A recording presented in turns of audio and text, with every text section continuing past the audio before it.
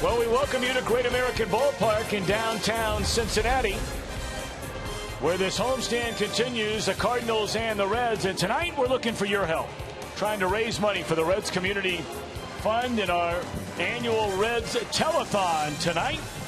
And yes, we have baseball, the Reds and the Cardinals. And hi again, everybody. Alongside Chris Welsh and Jim Day, I'm Tom Brenneman. Delighted to have you with us for our Reds Community Fund game here tonight. We'll talk more about that throughout the entire game.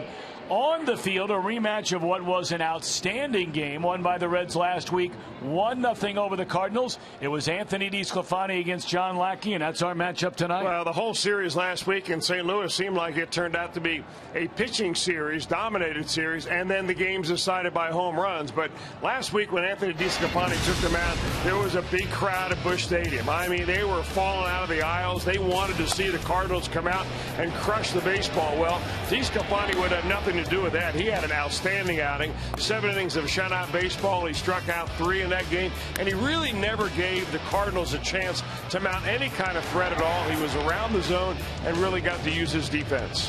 And John Lackey might be pitching better right now, Chris, than at any point in his outstanding career. Well, you would look at it and say absolutely yes, but if you look even deeper into the numbers, you say heck yes, because he really is. He's throwing a lot of first pitch strikes.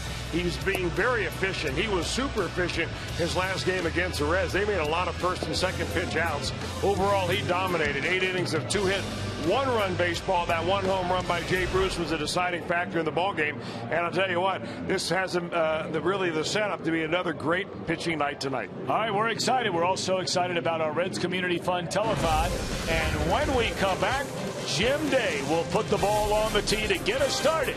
Reds and the Cardinals coming up. You're watching Reds Baseball on Fox Sports Ohio.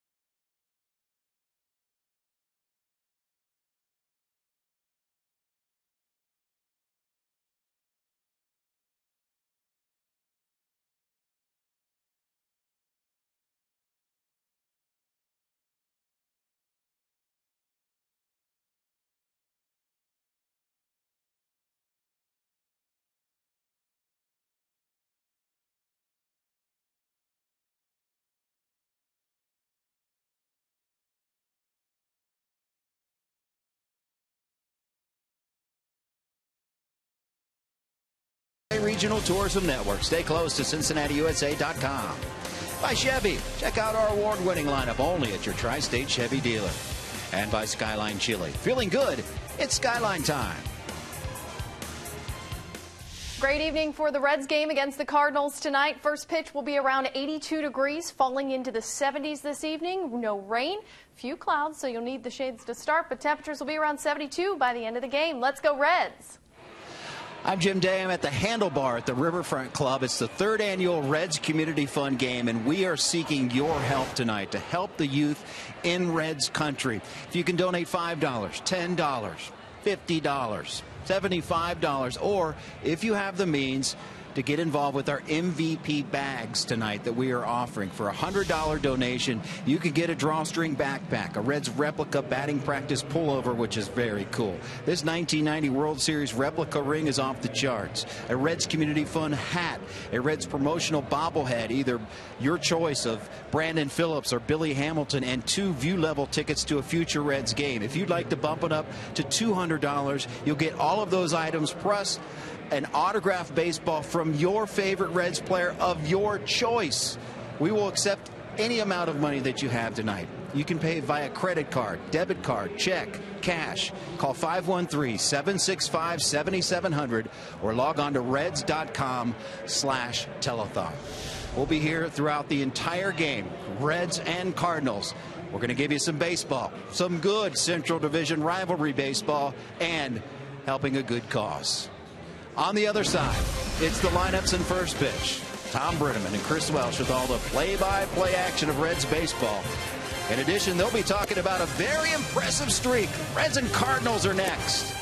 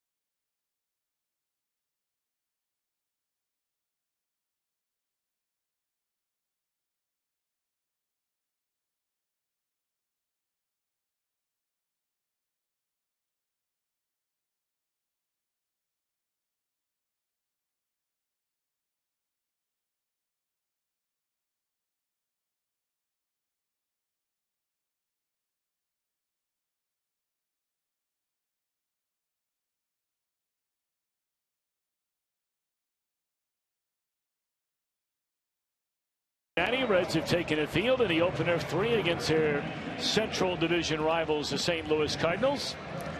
And talking about an impressive streak, how about this?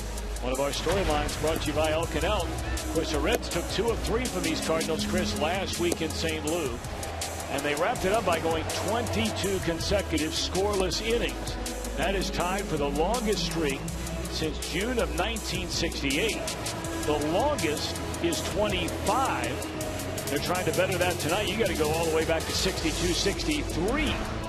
And the man trying to do that is Anthony DeSclafani. Hey, well, what's wrong with just running it right on? Maybe another 8 or 9 innings tonight. That's what is on the plate of Anthony DeSclafani tonight. He's 6-7 on the year. He's had some really good games, and one of which we talked about his very last start, that against the Cardinals in St. Louis. He struggled a little bit at home, and that's where his earned run average has jumped up pretty high. He's got a losing record at home, so he'd like to undo all of that with a good outing against the Cardinals. You know, the one thing you think about when you face a team back-to-back, you think you've got to do something different, something extra for DeSclafani. Believe me, Anthony, you just keep the ball down, you throw your slider on the corners, you change speeds, you do everything you did against the Cardinals.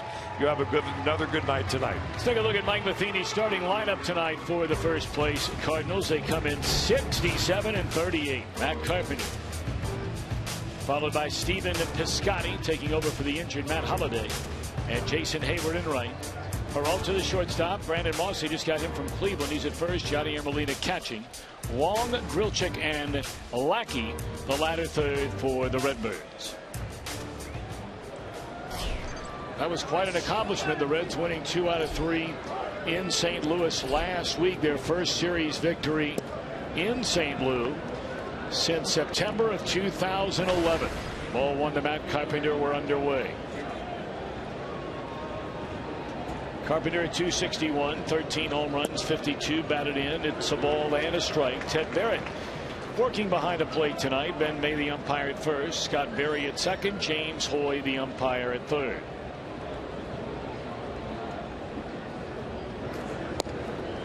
Chris mentioned DeSclafani's troubles at home. His last 2 starts short of 12 innings pitched, and he has allowed 12 earned runs, 6 in each of his last 2 home outings. Gone swinging Carpenter to start the night. Looked like he got him on a breaking ball. Actually, the breaking pitch looks like it was pretty much right there. Took something off the changeup, and you get him on the change of speed rather than the location. And that's a tough out to record Carpenter here to start this ball game. So now Piscotty. Of course, the Reds were in St. Louis when, for the second time this year, Matt Holliday was injured. Holliday currently on the disabled list. They'd like to think they could have him back by early to mid-September. And that's a big bat taken out of that lineup, although you can't do any better than this young man has done. He's had a hit in each of his 10 starts as a major leaguer.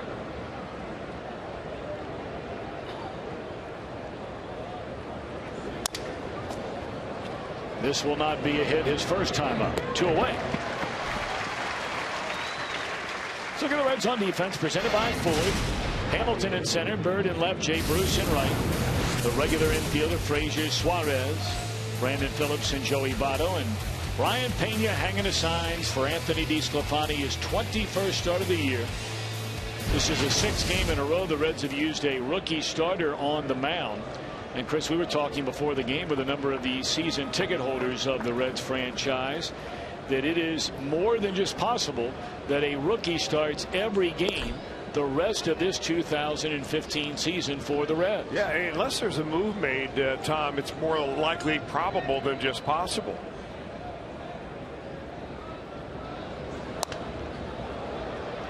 Tell you what, though, man, there's a lot to be excited about when you look at this group, along with a group that's on its way up. Robert Stevenson, the #1 prospect in the Reds organization, recently promoted to AAA, was named the International League's Pitcher of the Week. He's undefeated so far with the bats, and you wonder, might we see him before this year is over? I certainly hope so. I mean, just from a personal standpoint, who wants to see the young arms coming up out of the organization? If he keeps pitching the way he does, it's hard to keep him down there. Back up through the middle, a 2-out single into center field by Hayward keeps the opening inning alive for Johnny Peralta. You know, Tom, you bring up an interesting point with all the rookies in the Reds rotation. It's an unusual dynamic because you have a veteran ball club as far as your everyday players, guys that you run out there every day, with the exception of Eugenio Suarez.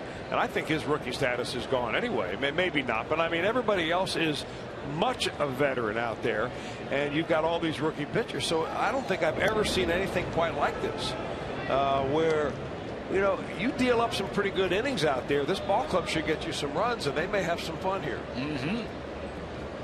Well, there's nothing like watching young pitchers come up together, especially if it's a talented group that has a chance with a lot of success, and I think everybody would agree starting really of all the young pitchers with the man who's on the mound tonight. I mean, he's the seasoned veteran now of this group, if you will, making his 21st start of this season. Yeah, only because he had 5 starts last year makes him a veteran.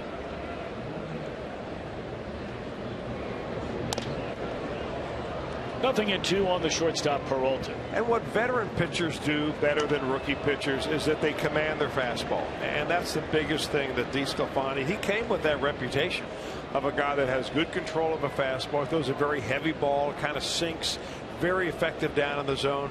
But on days when he controls that fastball, he has his good games. Ahead of Peralta at 0-2, runner at first, 2 outs, and gone swinging Peralta. A good start for Anthony DeSclafani. He allows a hit, strikes out a pair, no runs. Reds are coming up against John Lackey when we return.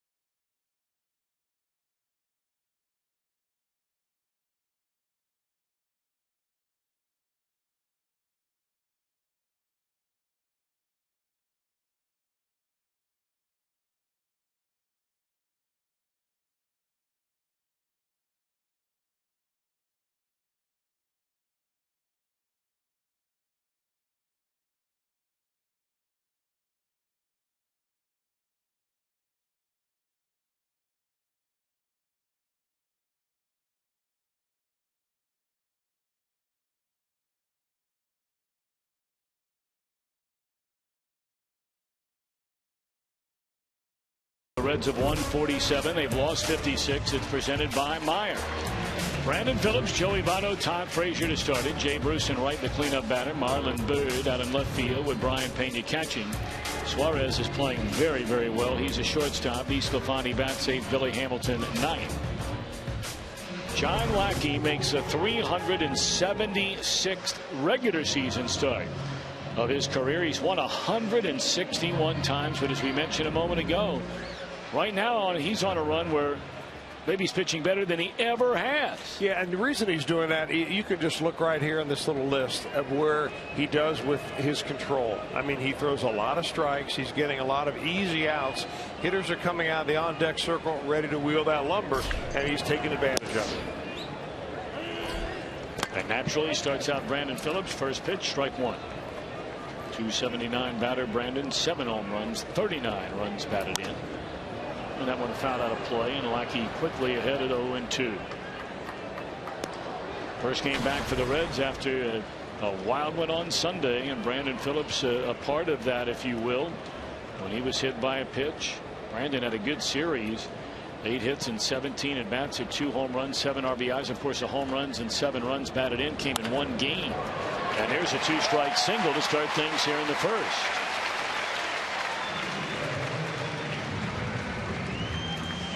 Well, you get guys on base in front of the Reds' heart of the order the way they're swinging the bats right now. And indeed, IGS brings the energy with this group. Take a look at what they have done here of late. And really for the whole year. With Jay Bruce's hot bat over the last month and a half, Joey Votto, the hottest hitter in the league since the All-Star break.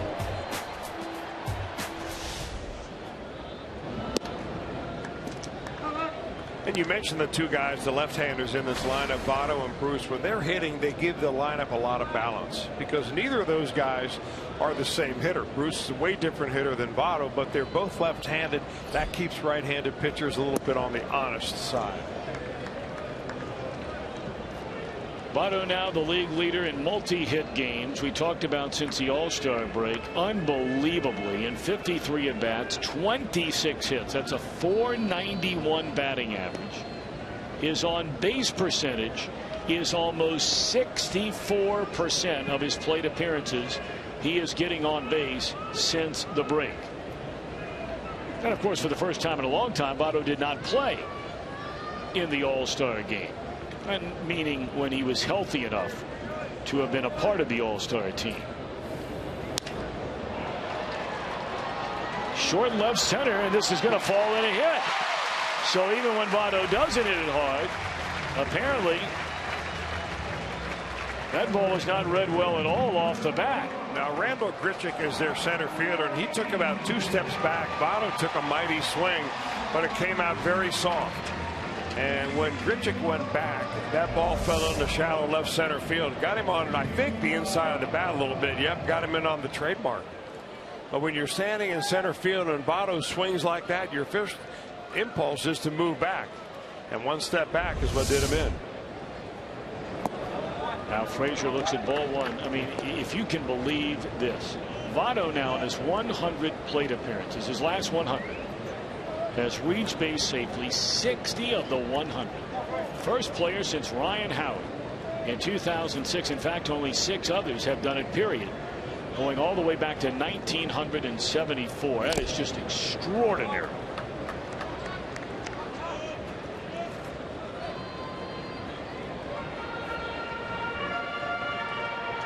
Those are Barry Bonds type numbers. Yep.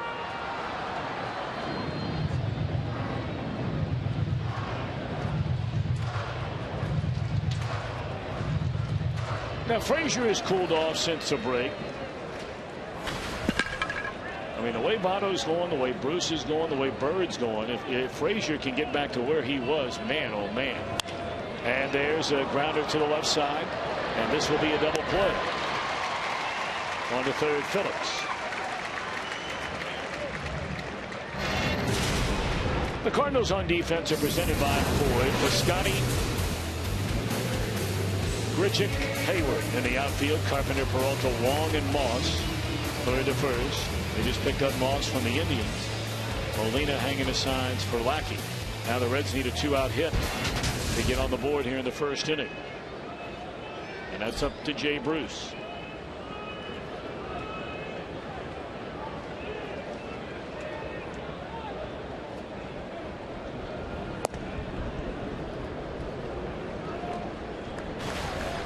Bruce 17 home runs, 60 runs batted in, 26 doubles. That is second on the team only to Todd Frazier's 30.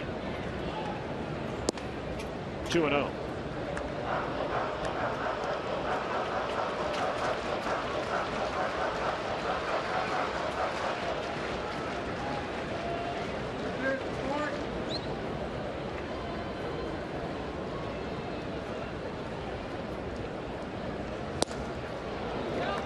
Fastball right down the middle, and Bruce a big hearty cut on a 2-0 count. Comes up empty. 2 balls and a strike.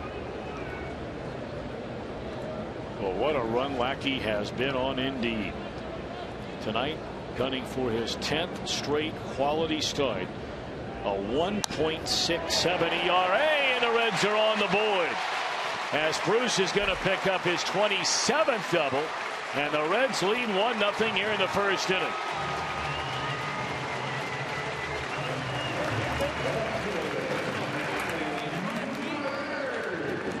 I think that hit was a little more than just luck by Jay Bruce. He really brought his hands in as he swung through that inside pitch and hits it very deep. That's the way Votto hits him, right out of the catcher's glove. And Lackey visibly upset after giving up that 2-out RBI base hit. And the Reds are on the board.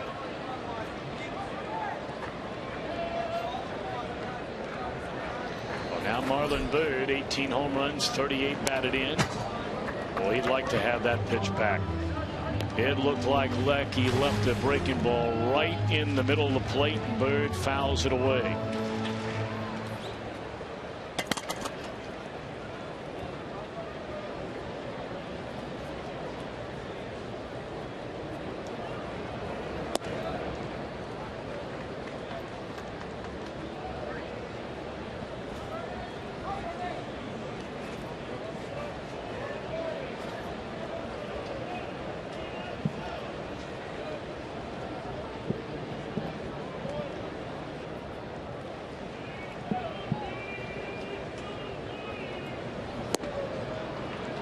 Fastball swung on and missed, and you can tell that Lackey still got a little giddy up on that fastball at 93 miles per hour. Yeah, maybe not touching the height of his fastball that it used to be, but it's interesting. As Lackey gets older, and he's now 36 years old, he's throwing more fastballs now than he ever has, percentage-wise.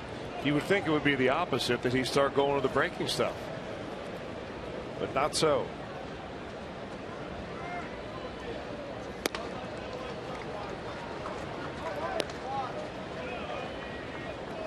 I mean, he's a big guy. He's 6 feet 6 inches tall. You don't really get that when you watch him on TV. Probably goes about 240.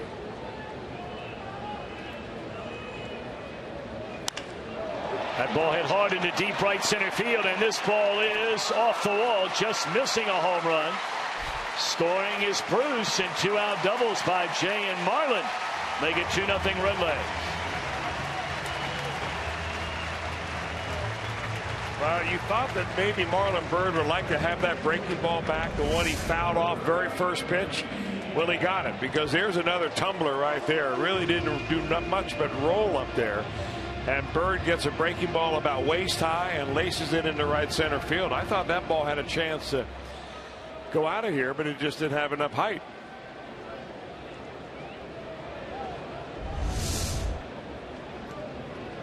So now Brian Pena looks at ball one. We were starting to mention before the Bruce double that Lackey is allowing barely over a run and a half per 9 innings over the last month and a half. And the Reds already with 2 against him in the opening frame here tonight. You got to remember the difference of the mindset of these two ball clubs right now. I mean, the Reds, they're retooling. They've got a whole rookie pitching staff coming up and throwing. You do have some veterans out there. You're playing for respect. You're playing the game hard. But the Cardinals, on the other hand, they want to get to the end of this season as the division winner. And they're looking down the standings. The Pirates are on them, 5.5 games back. The Cubs have won 5 in a row. So you're just wondering that, this ball club, they're really relying on John Lackey to be the leader in his pitching staff. With Adam Wainwright lost for the season. And he knows where he is on that staff and how important he is.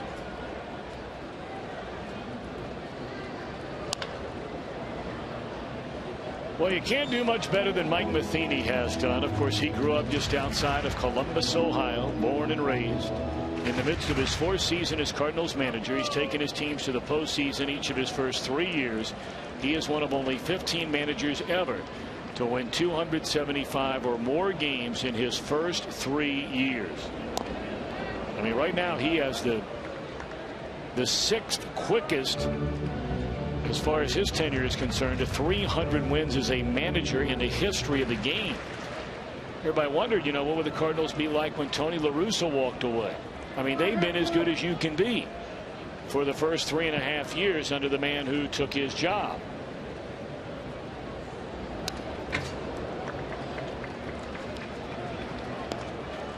This is where Brian Pena can wear you out. He's a guy that has really traded in the long ball for better contact. His numbers are better with runners on base and better than empty. And he gets better, it seems like, when he gets 2 strikes on him.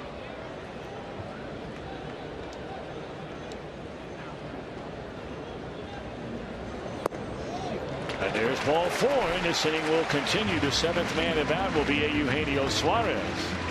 But not before the pitching coach Derek Lilliquist will come out to try and settle things down a little bit. He's thrown 25 pitches on the night, Lackey, and I'm just doing this out of my memory. I probably have it written down on my old scorecard. But I got to think that Lackey probably got through the first 3 innings of his game against the Reds last week in St. Louis on about 25 pitches. And here he's only got 2 outs. Well, if you're just tuning in, the Reds put the first 2 on with base hits, but then he got a big double play ball off the bat of Frazier, and you're thinking, are you going to be able to do any damage with 2 outs? 3 in a row have reached. RBIs by Bruce and Byrd, a walk to Pena, and here's Suarez. 301 batter, 5 home runs, 21 batted in. Young man has been very, very impressive in this his first season as a Red, taking over for the injured Zach Kozar. Strike 1.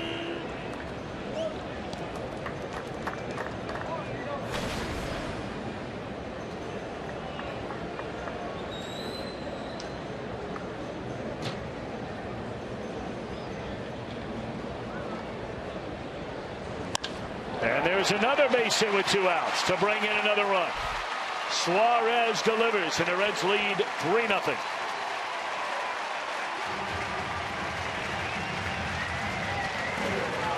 This young man just continues to impress, Mr. Welsh. He can swing in the bat. There's no question about it. He's got a very smooth and very simple swing. Gets a foot down and just throws that bat head.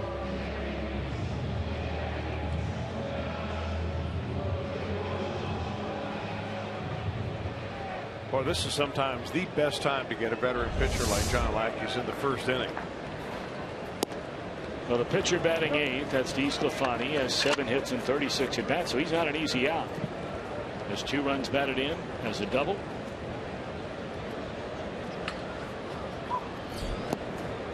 Oh, and 2.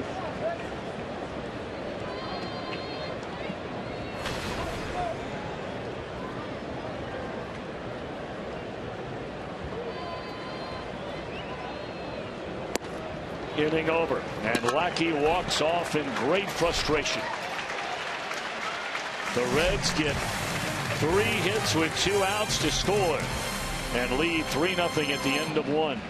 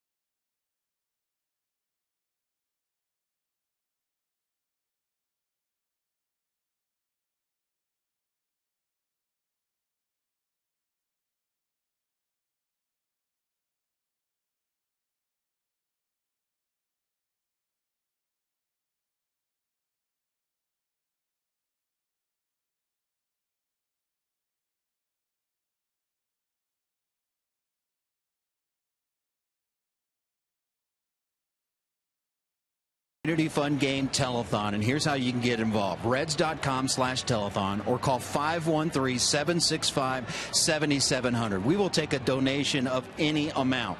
If you donate $100, you'll get an MVP bag. You see the items that you will get in return.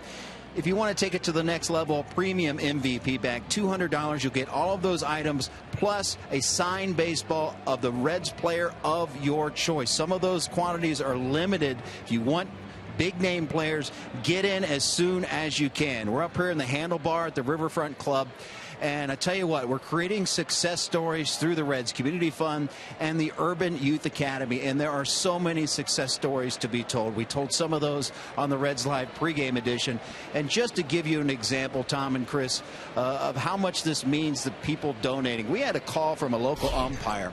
His name is Paul. We'll go with Paul because I know he's not doing it for recognition. And he gave the $100, and then he just paused, and he started breaking down. His voice started trembling and said, I want to donate that bag right back to the Reds Community Fund, and I want to put it in the name of Bill Daggy, who's a retired P&G executive who now is the director of the Reds Community Fund and the RBI program. And he said, I just want to recognize the great work they are doing. And he's seen it firsthand being an umpire. I've seen it firsthand being at the Reds Urban Youth Academy. And I can tell you firsthand, and please trust me, the money that is donated tonight will be going to a great cause, and it will be well spent. I can guarantee you that. Well, Jim, we know that to be the case, and some of the numbers, which we're going to give a little bit later on, they have just been staggering. As there's strike 3 called to Brandon Moss. That's 3 strikeouts of the first 5 Cardinals that have come to the plate tonight against Anthony DeSclafani. When the Castellini group, along with the Williams and a number of others, bought the Reds back in 2006. You know, they were partnered roughly, the community fund was, with a dozen neighborhood teams. Had not yet begun to renovate fields. The fund now supports more than 700 teams and has renovated almost 400 fields. And that's not even mentioning the expansion of the Reds Rookie Success League, the RBI program, the match program, constructing that $7.5 million academy. It's incredible what they've done, they being the Reds and the community fund, along with their partners, and really so many of you that are out there watching tonight. And if you're able to lend a hand to continue the work they're doing, I know we very much appreciate it. Molina out on a ground ball to second. 2 gone here in the second with the Reds leading 3-0. You know, Tom, it's not only the renovation of the fields or the equipment that they may buy, but it's getting people. When you renovate a field and you get a team playing on there, you get people involved. You get parents involved. You get neighbors involved. You get coaches that are coming out of, you know, their living rooms. Maybe they gave it up for a few years, but now they feel energized and they get back out there. Just makes the community a whole lot better place. It does, and the pride that takes place in the community. And I had a chance this year as a coach of my son's not whole team to play on a couple of fields that have been renovated, and the pride in the community of having oftentimes what was an eyesore in the community, and now all of a sudden this place, as you mentioned, Chris, where families, even if you don't even have a kid playing, one of the games we played one night, there were just people that live in the neighborhood that came out to watch a bunch of little kids play baseball. I mean, it couldn't have been better.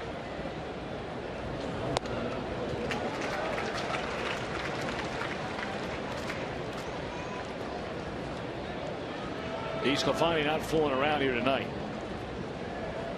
He's getting that baseball, big deep breath, the sign from Pena. It's the first time he's taken any time at all in between pitches, and now the 1-2 to Wong, pulled foul. Well, he ought to feel very energized himself, DeSclafani should, after pitching the way he did against the Cardinals last time out. You didn't know what you can do because he did it last time. Now that he's got a 3-run lead, it makes him even puff his chest out a little bit more. The 1-2 got him swinging. That's 4 strikeouts.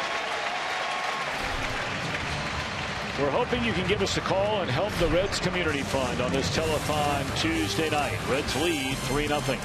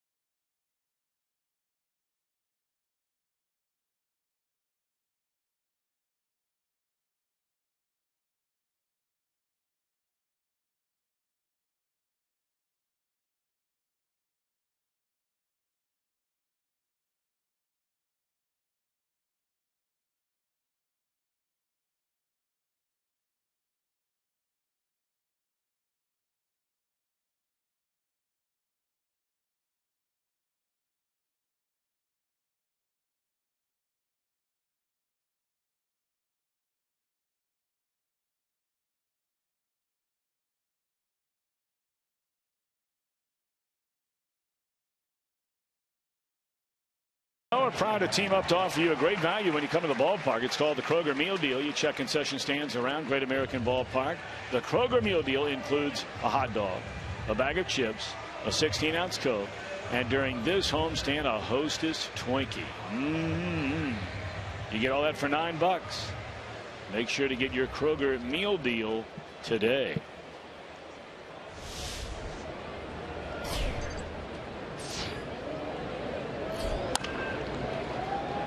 Billy Hamilton, first pitch swinging to begin the Reds' second inning, is thrown out by Colton Wong.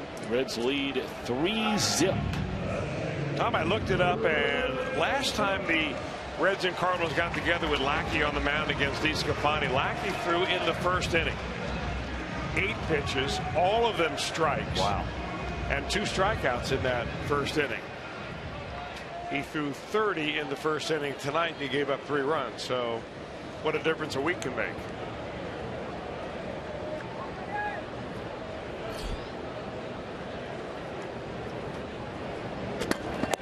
You know, he's a guy that is very efficient with his pitches this year, and I think hitters around the league know he's going to throw pitches for strikes, so they come right out and they swing. And he is among the top 5 in the league. How about this, Brandon Phillips? Brandon will take it all day, every day. He's 2 for 2 tonight. Go back to that list, though, for a second. I thought it was interesting because if you look on this list, you're going to see some of the better pitchers in the league. Bartolo Colon having another Bartolo Colon year. He throws about 90% fastballs because that's why he gets a few pitches. Scherzer's one of the best. Lackey, Zach Greinke, and Mike Leake. So guys that are around the zone, you're going to have more hitters swinging that bat, and you're going to take advantage of your defense. Got to be a lesson in there somewhere, isn't there? Yeah, I think there probably is. That was why I said let's go back and put that up again, because the guys that are throwing the strikes, well, that's it. How'd you like to start your rotation with that 5? Well, you know, any coach at any level doesn't want a pitcher going out there and throwing 30 pitches an inning. They're not going to be around very long, no matter how good they are. You know, Chris, the one thing in watching all of those guys pitch through the years, and Greg Maddux used to talk about this all the time. Randy Johnson did too, but his stuff was so uniquely different than a guy like Maddux, is that, you know, you hear so many times guys get ahead 0-2, and let's try to get him a chase now a little bit. Let's nibble around and nibble around and nibble. Those guys on that list, they're not nibbling around. No. They're not wasting pitches. Well, some of those guys on that list are also on the same list of getting a lot of first pitch swings, because you come out of the on deck circle ready to swing the bat because you know you're getting strikes. Navato's a different animal there. Here's the first pitch swing percentage, and again, some of the same names. Scherzer, Lackey, Kershaw. That would not be a bad starting 5 to have. Cueto.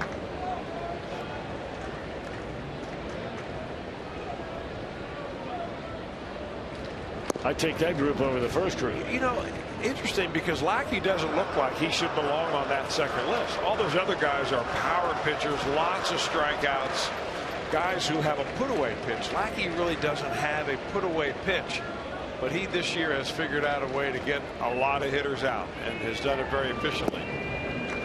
3-1 breaking ball. Votto will take his walk. He's on base again 2 times tonight.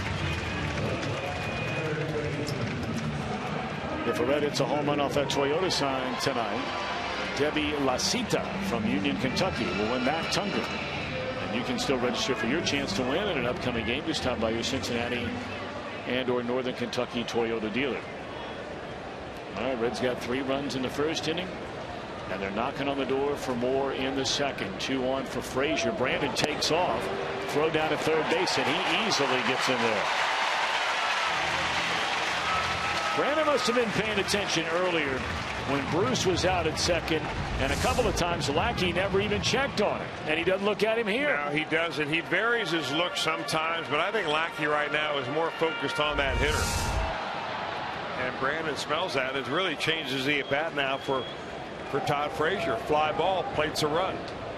That is 15 out of 16 in stolen base attempts this season for Brandon Phillips. I mean, the last 3-4 years he never ran, and he was a perennial 20-20, even a 30-30 player going all the way back to 2007. he was hitting the cleanup spot a lot, and I wonder if that had something to do with his mindset. Brandon is 2 stolen bases away from having more this year than he had, or 5-4 away, I beg your pardon, than he had the last 3 years combined.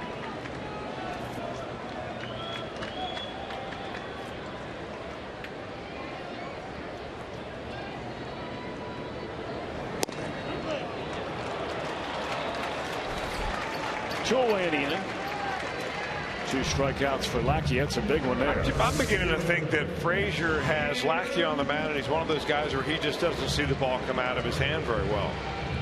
He struck out twice in 3 at-bats last week against Lackey, and he's made 3 outs and 2 at-bats here tonight.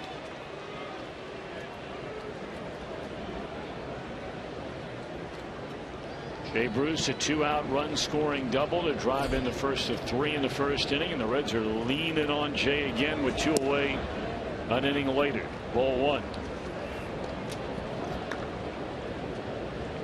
Last 4 games, 5 hits for Bruce, and all 5 of them doubles, including his first at bat tonight.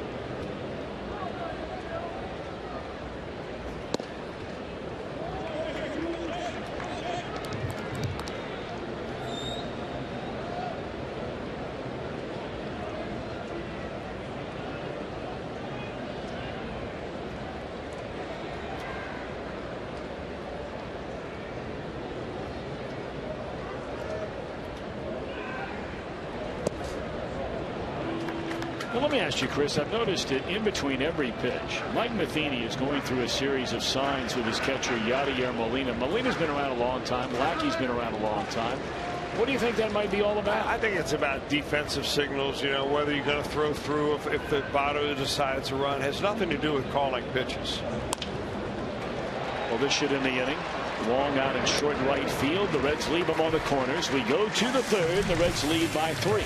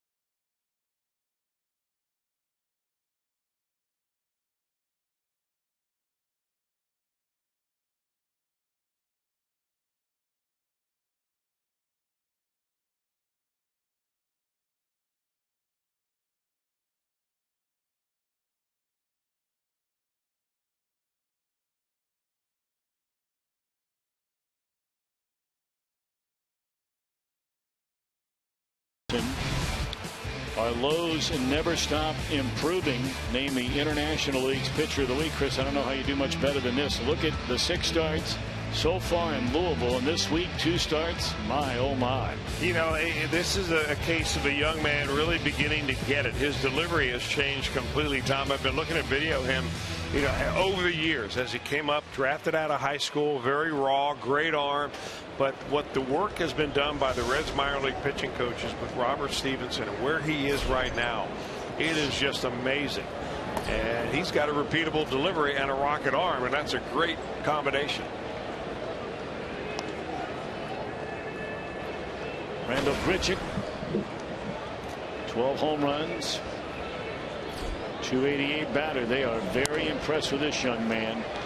He figures to be a regular in the Cardinals lineup for many, many, many years to come.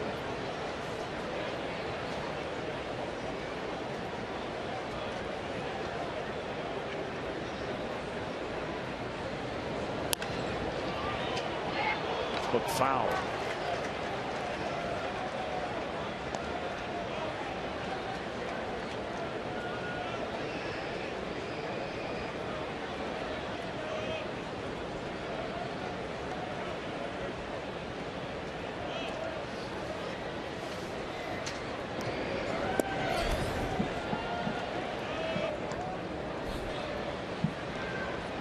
DeSclafani is allowed one base runner. That was a 2-out single by Hayward in the first inning. Grichuk to be followed by the pitcher Lackey, then back to the leadoff man Matt Carpenter. Reds scored all 3 of their runs in the opening inning.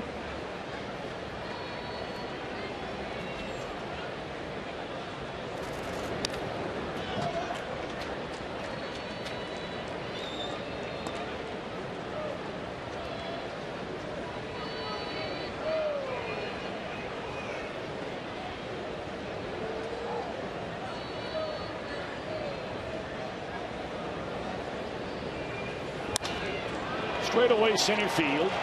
Racing back is Hamilton, and it's off the wall back towards the infield. Grichuk will come to third base, and he slides in safely for his 7th triple of this season.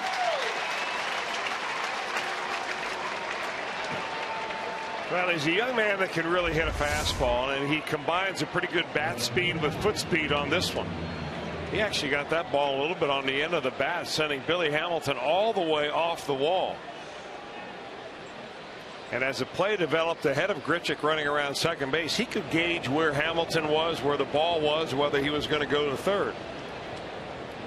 You don't see too often a leadoff triple. A lot of guys hold up at second base if there's any doubt at all whether they can get there or not.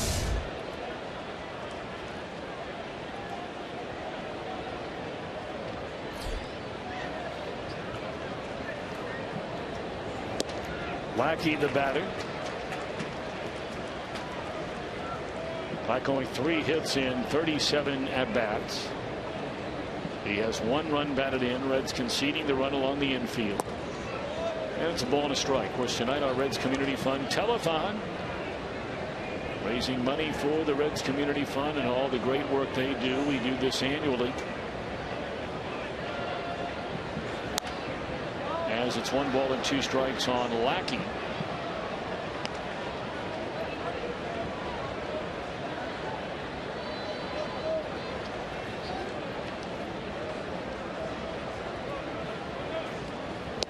That's a strikeout for the first out of the inning. A lot of folks answering the phones, volunteering their time to help us here tonight. If you would like to donate an MVP bag for $100, a drawstring backpack, a Reds replica batting practice pullover. Those things are sweet. So is that 1990 World Series replica ring. You get a promotional bobblehead, either Billy Hamilton or Brandon Phillips. A Reds Community Fund hat. You get view level tickets to a game. A premium MVP bag is $200, and in addition to the MVP bag, you get an autographed baseball signed by your favorite Red. Now, the sooner you get that in, the better chance you have of getting your first choice of player. Right. So if you want a frontline player, maybe a superstar or all-star caliber player, those are the ones that are going to go first. So there's your incentive in picking up the phone like right now and dialing them up. And again, the number 513-765-7700. 765-7700. Or if you'd rather do it online, reds.com/telethon. TELATHON.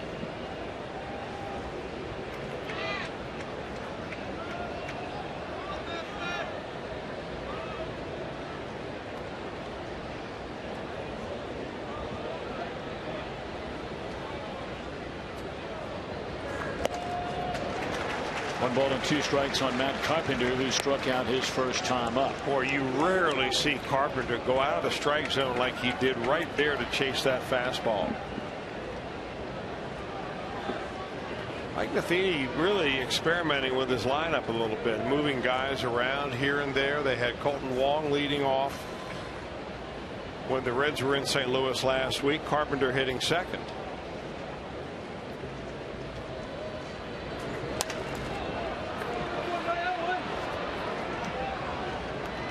Well, this is a key out right here for DeSclafani. If he wants to throw a 0 on the board right here, Carpenter's the man he can get, and he's ahead in the count. He's had him chasing pitches out of the zone.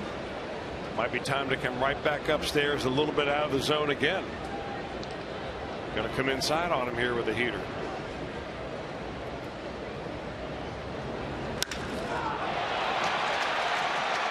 That ball launched into deep right center field, and Carpenter plays long ball for the 14th time. He hits a 1-2 pitch to the seats to make it a 1-run game.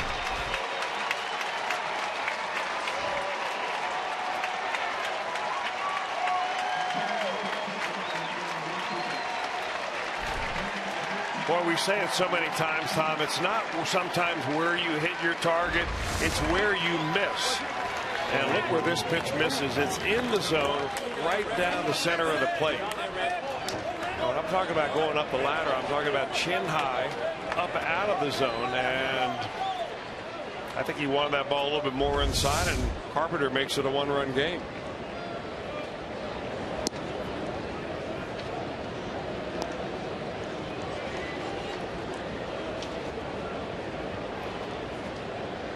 So that ends a string of consecutive scoreless innings the Reds pitchers have had against this Cardinal offense. It was 22 coming into the game.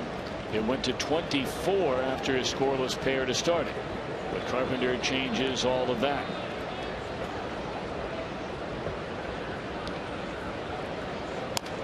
You know, it's funny sometimes how where a guy hits in the batting order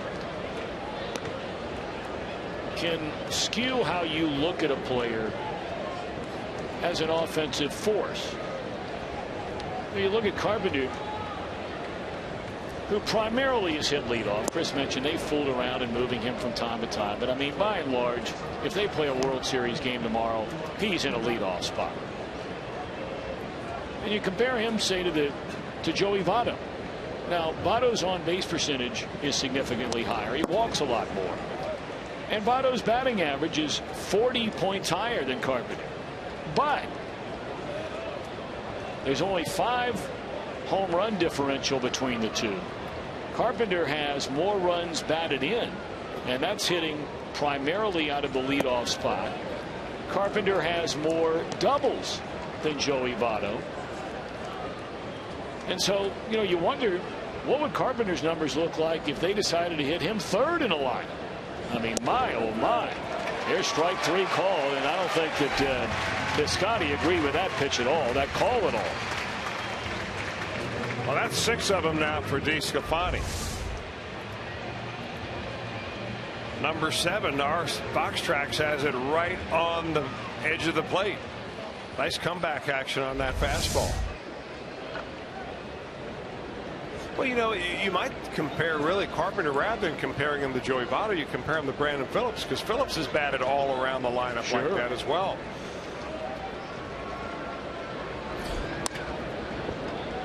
That's a ground ball to the shortstop, and Hayward thrown out.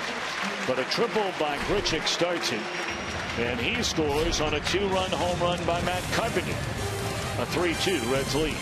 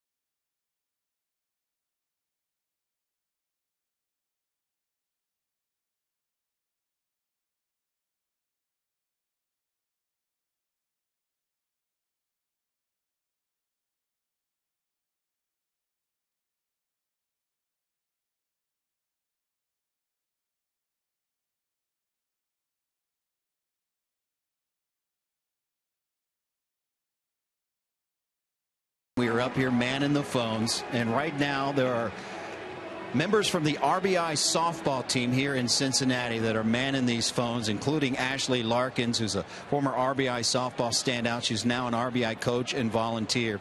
And these young ladies that are up here are also scholarship winners of the RBI program, which stands for Reviving Baseball in the Inner Cities. Some of the money given tonight is going directly to scholarships. Folks, you out there are helping these kids go to college. It's so much more than renovating fields. It's so much more than equipment. It's about mentoring. It's about educational opportunities. It's about giving people an opportunity in life.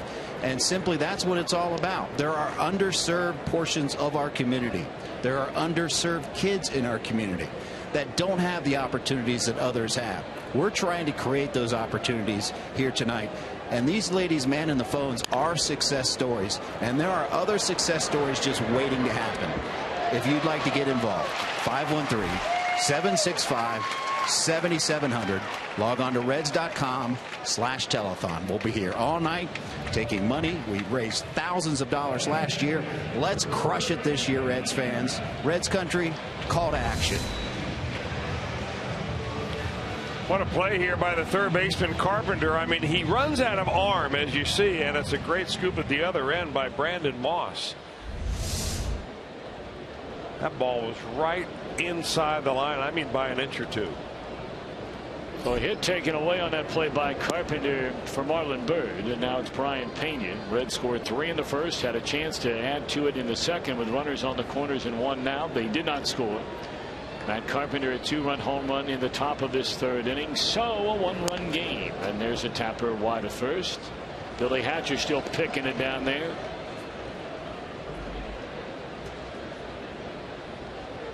The pride of Williams, Arizona, is Billy Hatcher.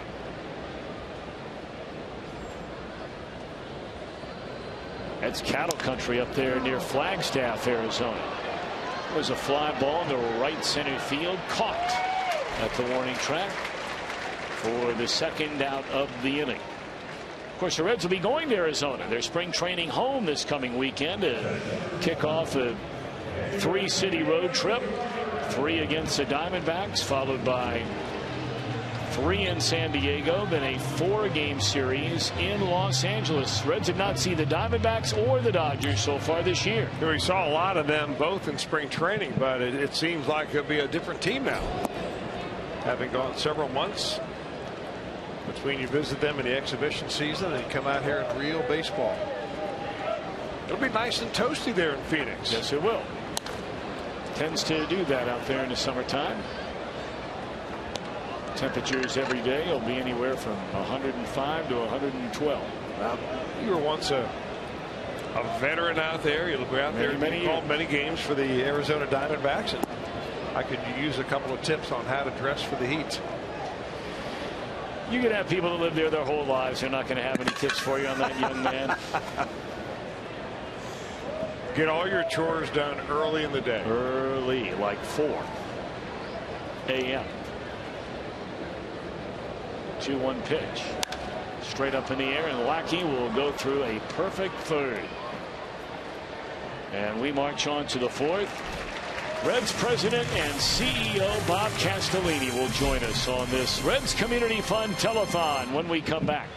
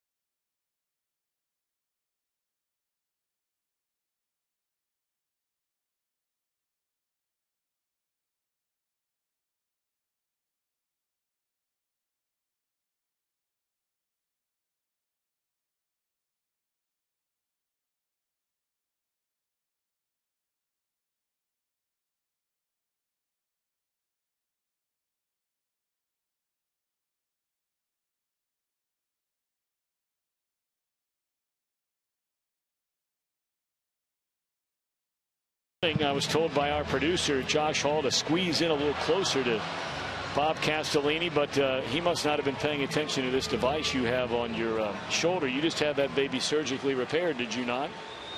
A little rotator cuff. I'll be able to pitch in about spring training. Okay. All right. You know, tonight, Bob, is a very special night every year here on Fox Sports Ohio. We have this Reds Community Fund telethon, and you know, I brought up earlier back in 2006 when you put together the group that bought this franchise, the Reds Community Fund. I'm not going to say it wasn't non-existent, but you know, roughly you were working in about a dozen neighborhood teams. There were no fields being renovated. That hadn't even started yet. And now here we are, 9 years, almost 10 years later. You support more than 700 teams, renovated close to 400 fields. And that doesn't even talk about the Reds Rookie Success League, the match program, RBI.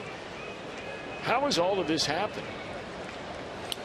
Well, I think two important words are Charlie Frank. Mm-hmm.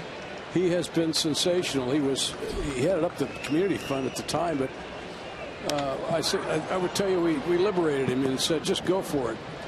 And the owners of the Reds were extremely generous to get it going, and then the sponsors, and you know, I think it culminated with what P&G has done in league with Major League Baseball and the Reds to build the Urban Youth Academy, which is really one of a kind, and I think we touch we have as many as 35,000 people out there and kids out there, various games and activities. But you know, we have a program that goes all year round, and look, you accomplish two things with this concentration on these ball fields for these kids. You have the kids active, you know, I mean, several thousand of them year round, mm-hmm. and certainly all summer long for a lot of them, and they're off the streets and they're playing a sport that they really enjoy. And I'll tell you what we compete with more than anything else is you know, these devices. Yep, you're right. These kids, when we were kids, Tom, you and Chris, when you were kids, you were out playing sports all year long, all the different sports, and all of us were. There's a little bit of a different concentration today, so we've got to extend ourselves, and that's happening with baseball. And I will tell you that not only is it great for the kids, and you know, the wherewithal that they come up with all summer long and all year long, and that little spark of self-confidence that they get when they do well in a sport, especially baseball. But also, I mean, this is a little pragmatic, but we are building baseball fans. Sure. We're getting these kids back playing baseball, understanding the game. And I'll tell you what's just amazing is how many girls play the game and softball. And, look, if you don't understand the rules as you grow up, it's sort of tough to get your wife to come down to the game, right? Or your daughters or whatever. And it's been phenomenal, absolutely phenomenal what Charlie has done with RBI and youth baseball in the city of Cincinnati, with the support of all these wonderful sponsors and season ticket holders and owners. It's just over the top. I'm very proud of it. Very proud of it. Bob, you also have to be proud of the way the players, your major league players over the years, have really gotten involved in it too. Oh, absolutely. Without them, it would be very difficult. Absolutely. I'm sorry. Not only do they come out and support these kids, but financially they're a big support system. The players have been fantastic. So it's a combination of all those things that have made this comeback of youth baseball so significant and successful in Cincinnati. You know, Bob, so much of that has been was culminated, and of course there's more to come. I mean, we're still plowing forward, moving forward to do bigger and better things, not only in Cincinnati with the Reds Community Fund, but all over Reds country. I mean, whether you're in Dayton or Columbus or in West Virginia or in Indiana or in Kentucky or Tennessee, wherever it might be, as this should be the second out of the inning. But But, man, around the All-Star game, it seemed like you and the commissioner were at one function or another that the Reds Community Fund was involved in. He had to be amazed when he was here to see everything going on, wasn't he? Yeah, he was. And also he was very proud to participate in a lot of it. When the All-Star game takes place in the city, Major League Baseball donates somewhere in the area of $5-6 million to that community, and then the community itself raises money. And you know, we had the Urban Youth Academy with P&G and the Reds, and we raised pretty close to $10 million in and around the All-Star game, which was phenomenal. And the things that we were able to do, I mean, we did some really neat things at Children's Hospital. We had a wonderful reception room that we put together over there, and the Boys and Girls Club, the Shakely Boys and Girls Club building out on the west side is fantastic. That was really a big deal. And, yeah, over in Price Hill that morning. Yes. And then this reception center at over in the West End to rehabilitate and to help veterans come back and get jobs and get reoriented into civilian life. That's a big deal, and that was one of those things that you know, we were presented with it. We didn't know what it was all about, and so we looked into it and we said, "Gosh darn it, we want to get behind this thing." Those things that happen in and around All-Star games in a community are pretty fantastic. Well, Bob, we can't thank you enough for all that you've done. And I know I'm speaking for so many people. Chris and I make our year-round home here just like you do. We all grew up here. And for all those out there that have been so very much positively helped by everything that you spearheaded, Charlie, your ownership group, and so many others, I know I'm speaking for all saying thank you. Well, thank you, Tom. You guys have been a great support system yourselves, and I can't thank you enough. Thank you, Bob. Keep up the great work. We're going to raise some more money tonight. Hey, I understand you're going over the top tonight. We're going over the top. We're going for it. Charlie Frank is giving the orders. We're on our way. I'll be cheerleading for you for the rest of the night. Keep up the good work, guys.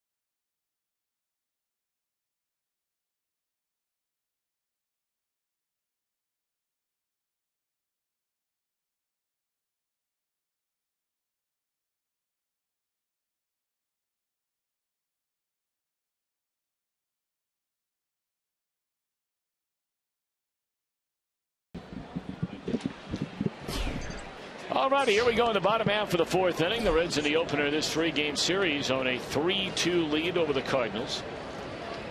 John Lackey allowed 3 runs in the first, was in trouble in the second, got out of it when the Reds had first and third and 1 out, and then retired the side in order in the third. Here we go with the pitcher leading off in the fourth.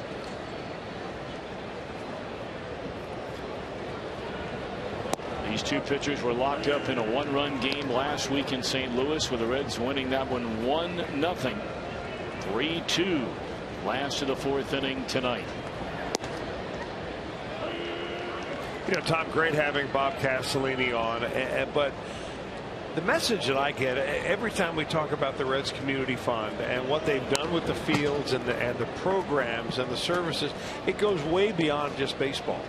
I mean, there's so many things that community fund is involved in. It's helping the community right from the inside out. I mean, it's something everybody can get involved in, and you get involved in it by ringing up the phone tonight.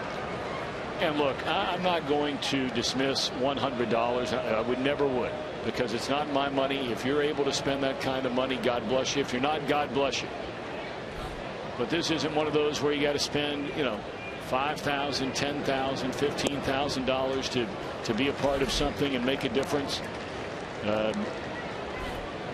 If you're able to donate $100 tonight and get that bag, we'd love to have you with us. If you're able to only volunteer your time, you know, maybe you're living near one of the areas that the Reds Community Fund is involved in. Maybe there's something you can do with your hands, with your brain, that would help the cause. We'd love to have you do that too. It's funny that your son played on your son Luke is 10. Yeah. Played on a field, or a couple of fields that were renovated by the Reds Community Fund this year as a 10-year-old. And my son Mac, playing in a college summer collegiate baseball league, played on another field, Brian Wilson Field, out in the eastern part of Cincinnati, UC Claremont. Beautiful ballpark. Yep. So, I mean, the ranges are everywhere, including softball. Young and old, reaches everybody.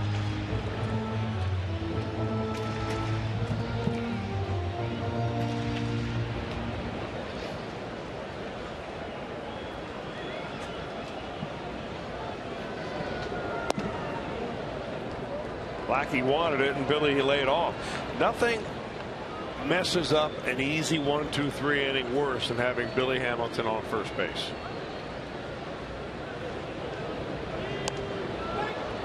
Trying to bunt a 2-1 pitch. It's over the screen and out of play. 2 balls and 2 strikes to Billy Hamilton. Billy grounded out to the second baseman, Colton Wong, on the first pitch of his only at bat, leading off the second.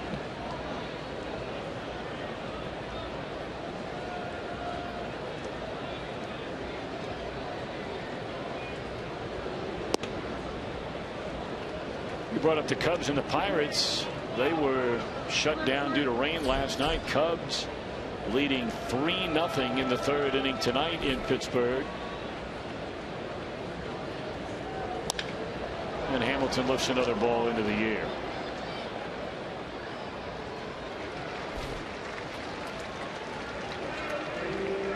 Well, right now you can tweet your strongest fan photo. Use hashtag #OhioDataStrongFan, and you might see yourself during an upcoming Reds telecast. It's brought to you by T-Mobile. You know, for the Cubs, they're in the midst of a very important stretch right now. And Chris brought up earlier, they've won 5 in a row. They are 4 behind the Pirates for second place in the National League Central Division. But only a half of game in front of the San Francisco Giants for the second and final wild card spot among all National League teams. So pretty much every night the remainder of this season, it is going to be grinded out time for a handful of teams, including the Cubs. Fly ball to center, and it's back-to-back 1-2-3 innings for Lackey. He's retired 8 in a row.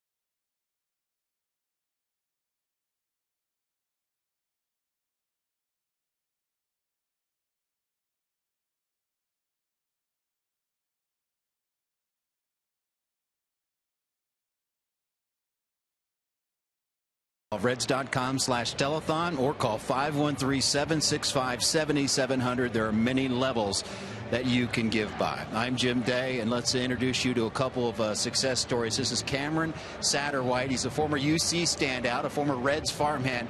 He's now the coach of the RBI senior team that just won the East Regional. In a couple of weeks, they're off to Texas for the RBI World Championship. You got one of your players here, Diairo Howard. And I got to tell you, you've got to be awfully proud of these kids. Absolutely. This has been a complete honor. These kids have really worked hard, and they are really deserving of the championship that we're going to be heading to in Texas here short. You got honored before the game today, and we'll show a little bit of that. But Diairo, can you put into words what the Reds Urban Youth Academy and the RBI program has meant to you? First of all, I'd like to give thanks to God. Without him, none is possible. But the Urban Youth Academy is like my second home. It helped me better as a person and a student athlete. I actually worked on mechanic and fundamental stuff, and I studied a lot there, so I took advantage of it, basically. That is awesome. And you, Cameron, have seen many success stories like Diairo here. I imagine there are a ton of them out there. Absolutely. It seems to be growing greater and greater every year. But, you know, the academy being where it's at and the Castellini's vision to really make this thing great has really been exceptional. To be a part of it has been a real honor. Well, thank you for your service. Thank you for mentoring these youngsters. Yeah, I cannot thank you and commend you enough. Well, thank you. Appreciate it. Diairo, good luck in life, man. We're counting on you. Thank you. Thank you. You too, man. All right, Tom and Chris, success stories up here. Diairo is a success story. There are success stories waiting to be happened, and you can get involved. 513-765-7700. Hey, Jim, hang on a minute now. All right, keep that camera shot on that young man. You got a good-looking smile here. He does have a good-looking smile. Have him turn around and face the camera. There we go. We got to get that shot. If we're talking Diairo, you're looking good. They're saying you're looking good, and you got a $1 million smile going on. Thank you, man. Who is this? Chris Welch? Chris Welch and Tom Britterman are in there. Welch, man, he helped me pitch a little bit at the academy, so.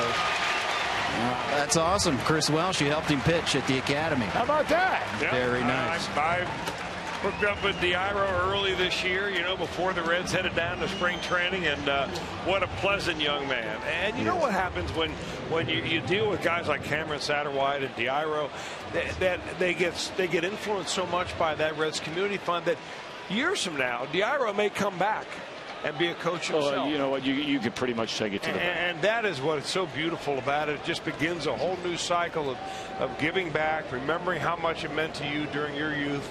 And, boy, once you get it going, it can't be stopped. And, you know, the one thing you heard him talk about in there, and for those that are saying, you know, look, there are a lot of charities that are asking me to help them here, help them there. And, look, we get it.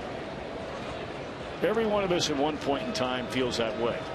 But one line he just said in there, which we really haven't touched a lot on tonight, but you know, this is a place where these kids, even when baseball season is not going on, where they can go after school in many cases and do their homework, where it's quiet and peaceful, and they have tutors there and people there that can help them. So you're doing more than just getting kids to play baseball. Yes, that can be a part of it, but that's not exclusively what's going on. And a lot of these places that the Reds Community Fund are behind.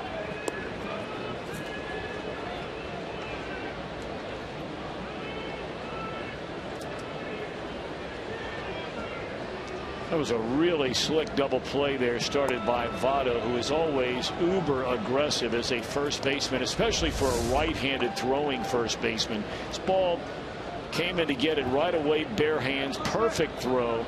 It was a nice catch by Suarez with a running coming on it, and Brandon over to clean it up at the bag.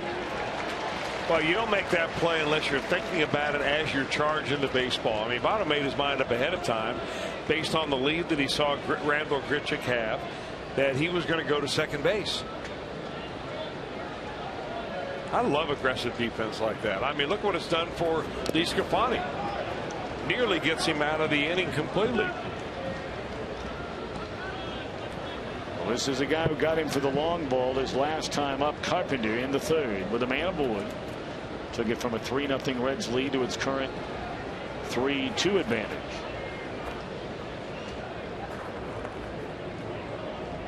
Three and 2 on Carpenter. Gone swinging. So if you'd like to help, Once more, you can log on to Reds.com/telethon or call 513-765-7700. Whatever you can do, we certainly appreciate it. Thank you.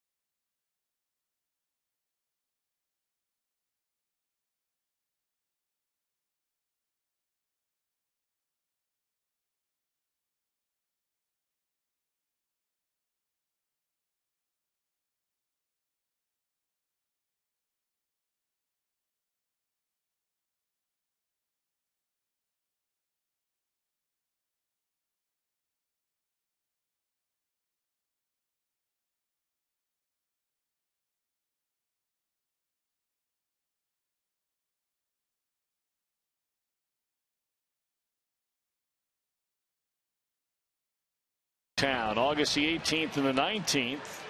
And don't forget, Wednesday, August 19th, stick around after the game, a special post-game fireworks show. That's rare for a Wednesday night, thanks to PNC Bank. Call 513-381-REDS and come down to watch the Reds and the Royals. You're not sitting around trying to figure out and not knowing the Royals schedule, and I'll look at it later with their media guide in our booth. There is a legitimate chance that Johnny Cueto could start one of those games, and they're only here for a 2-game series. He would be slated to pitch on Thursday if you just went back from his first start with Kansas City, which was last Friday. So Thursday would be the day, but of course you figure in off days and that can change everything.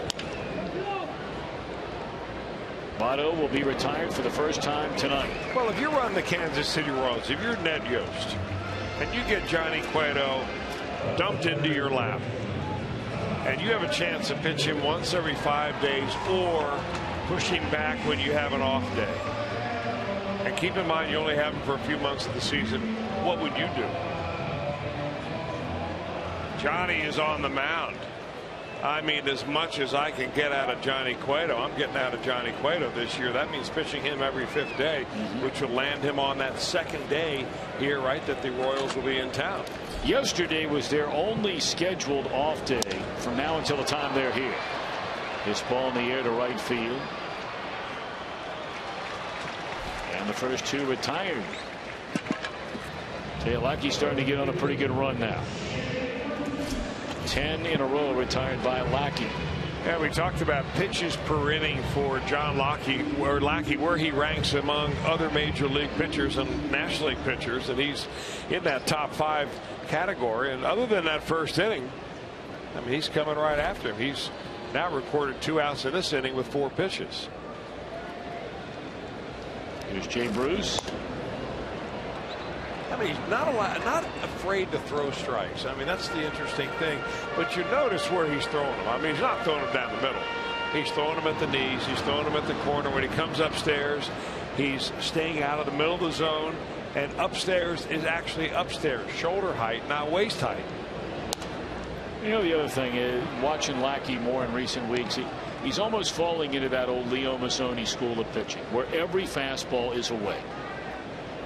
I mean, Leo Mazzoni used to just pound away. Why throw a fastball in unless you get 2 strikes, like you said, Chris, you want to elevate one up and in. Okay, fine. But when you're coming after the hitter to start a count, every fastball tonight has been down and away from the batter.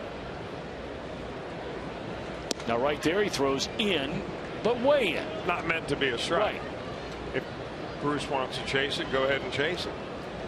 Well, you know, why wouldn't you? Because with the way they're calling balls and strikes now, there's more room at the bottom of the zone than there ever has been. With metrics and defensive shifts and so on, your defenses are in better places than they've ever been before. So what is the hardest pitch to elevate with any kind of authority? The pitch that's low and away. Now he's come in 2 in a row again that were never strikes to start with to Bruce. So let's see what he does here when he wants to go. He's coming in one more time. Slider down and in, trying to get Bruce to swing over the top of it. It's funny, Lackey does all this. I mean, he's, as you mentioned, 161 game winner in the major leagues. He's only lost 123. He's really done it without a changeup. I mean, he is a fastball, slider, occasional curve. I mean, like 5 out of 100. And there it is right there. Got him on a breaking ball on a 3-2 pitch. And it's a 3-2 game.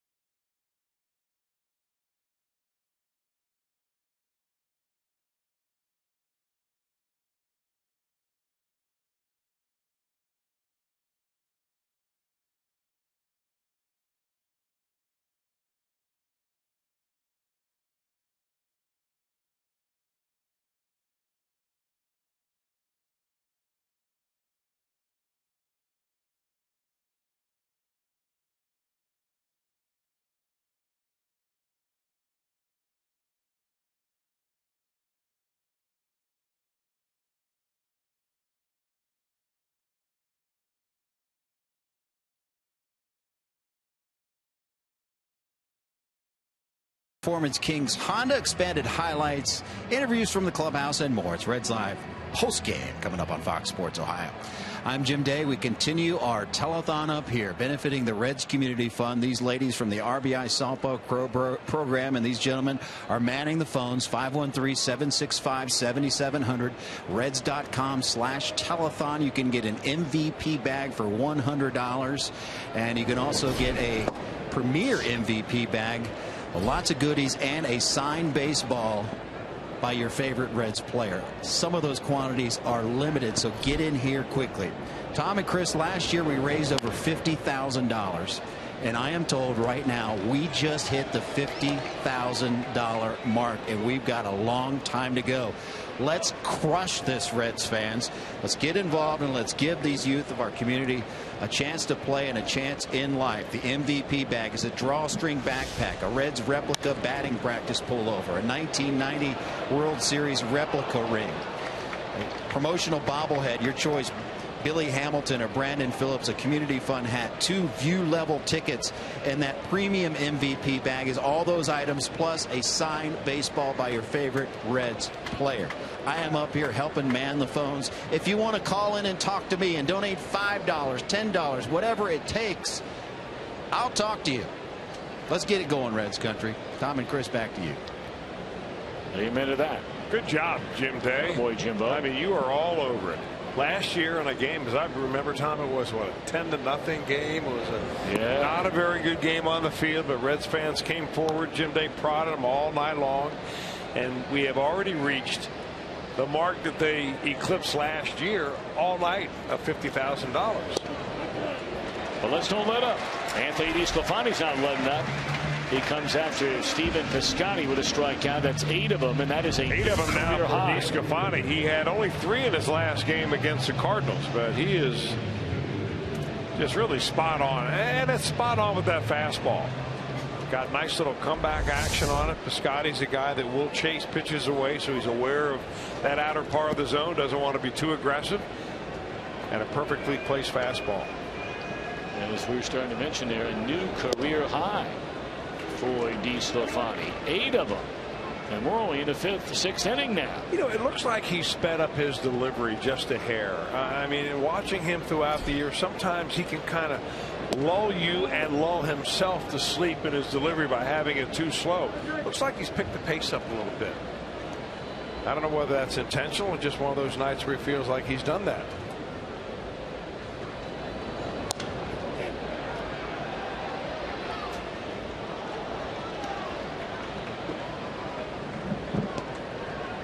Hayward is singled up through the middle and then bounced out to the second baseman, Brandon Phillips. Actually, that was a ground out to the shortstop with Suarez cheating. And it's back-to-back strikeouts now for DeSclafani to start this 6th inning. And every one he has is a new career high. Pretty impressive when you have him looking. And that is right on the edge of the plate. Little backdoor slider. Boy, I'd like to run that pitch off about 100,000 times. Well, it's a 1-run lead for the Reds. 2 outs here in the 6th, and the always dangerous Peralta settles in. He has struck out swinging and singled into center. Peralta has turned out to be an outstanding pickup by the Cardinals. Of course, it raised a lot of eyebrows. You know, after Peralta 2 years ago was suspended for the final nearly 2 months of the year for PED use. And you know, a lot of people said, oh, the Cardinals, they walk around and they preach about doing it the Cardinal way, and why would they take a chance on Peralta? They maintain that, you know, based on their knowledge, that it was not steroid use by Peralta, it was something else, and they took a chance on him, and it's been a great pickup. There's a bouncer into right field, a base hit.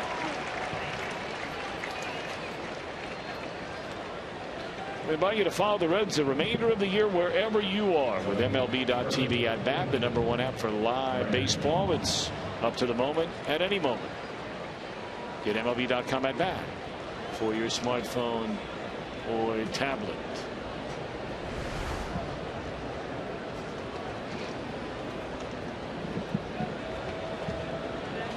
Two down in the inning. And here comes Brandon Moss. And a base hit into left field. So 2 on after strikeouts to begin the inning. And the Cardinals have a tying run at second base, a go-ahead run on at first. Brandon Moss did some damage against DeSclafani earlier this year when he was wearing the uniform of the Cleveland Indians. He came in here and hit a home run against DeSclafani. And then on Sunday night, he had a walk-off base hit as a pinch hitter for the Cardinals. So he has taken right to those Cardinal uniform. Done a nice job. They put the big shift on him. He hit the other way the other night, and he hit it the other way just now.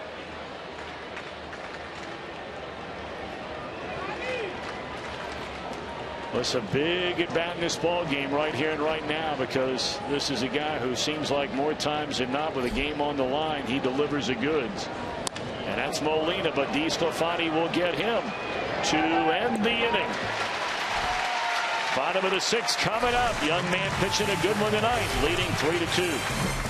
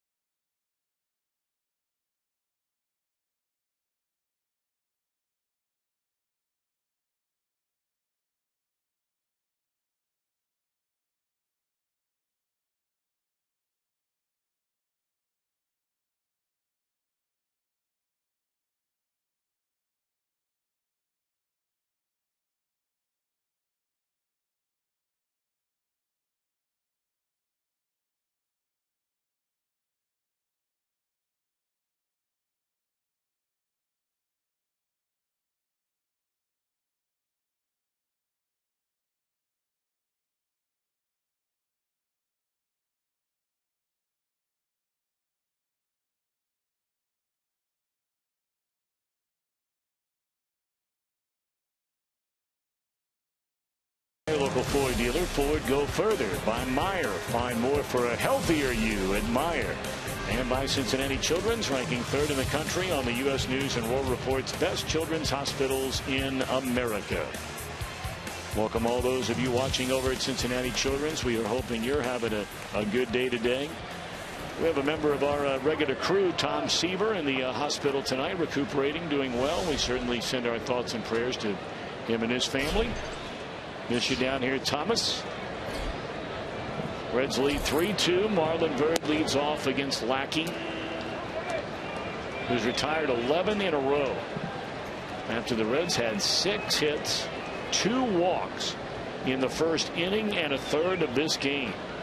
So they had 8 base runners against Lackey in the first inning and a third. No base runners since the walk to Votto in the second inning.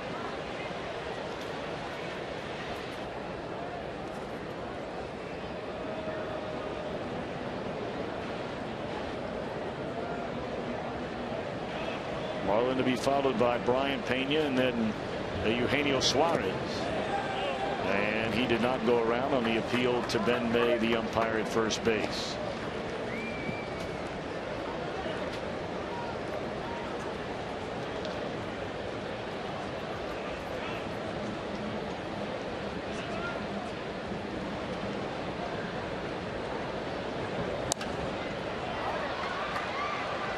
I want to send out birthday greetings, Tom, to Harry Purcell. Harry Purcell is the granddad. He brought his grandbabies and his daughter here tonight, sitting out there in the moon deck out behind Jay Bruce, and having birthday number 90 at the ballpark tonight. So congratulations to Harry, and best wishes to his son-in-law, Bill Case. We've talked a little bit about Bill over the past few months.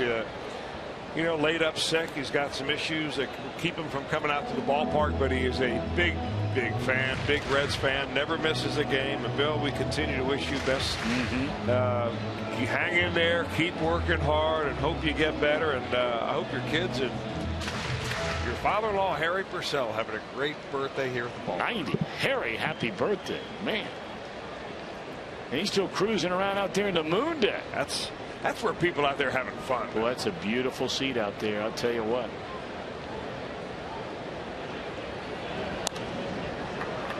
Marlon hanging right in there. He got down 0-2, and Lackey's tried a lot of different pitches to get him to swing and miss or put one in play and make it out, and Marlon has not cooperated yet. He had a big double in the first inning.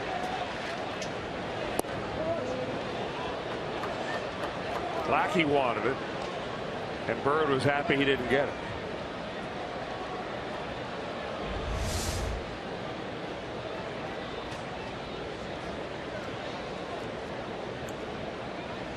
Teddy Barrett having a good night behind the plate. Breaking ball away from him in the check swing, and he went around this time. 5 strikeouts now for Lackey. Well, as promised earlier in the game, we have our Data Strong fan photo of the game, and you can still tweet your strongest fan photo to hashtag Ohio Data Strong Fan. It's brought to you by T-Mobile. Larry, thank you.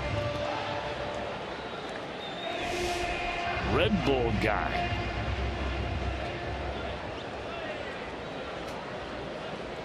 He's awake for those West Coast games.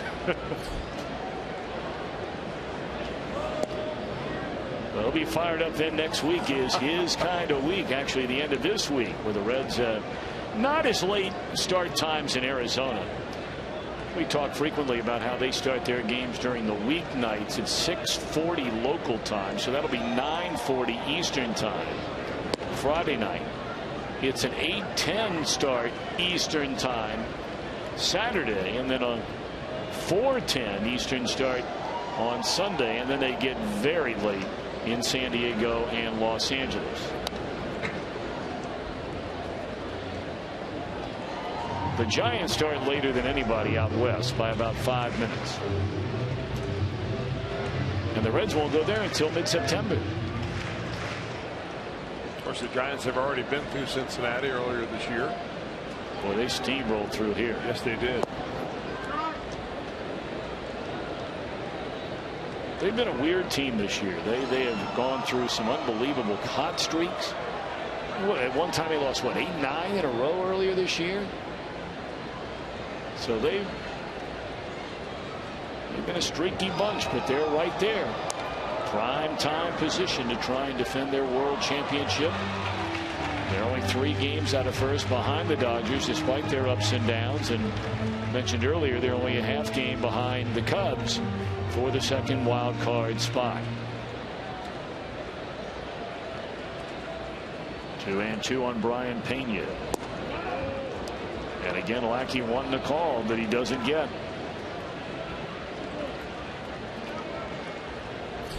Suarez waiting. 12 in a row retired by Lackey.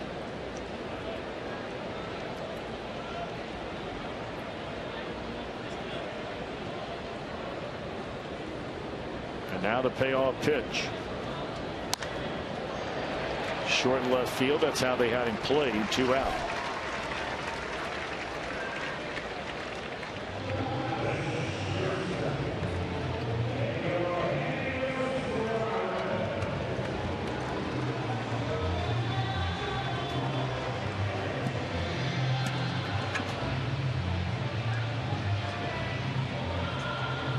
Cubs have extended their lead in the 5th inning in Pittsburgh 4-0. And a long rain delay to get started tonight in D.C. Nationals in front of Arizona 3-0. Giants 2, Atlanta 1. They're in the bottom of the 6th. Mets have been rolling, although they're on the short end of a 1-0 game in the 6th inning in Miami tonight. They just swept the Nationals over the weekend, did the Mets, to leapfrog Washington into first in the National League East.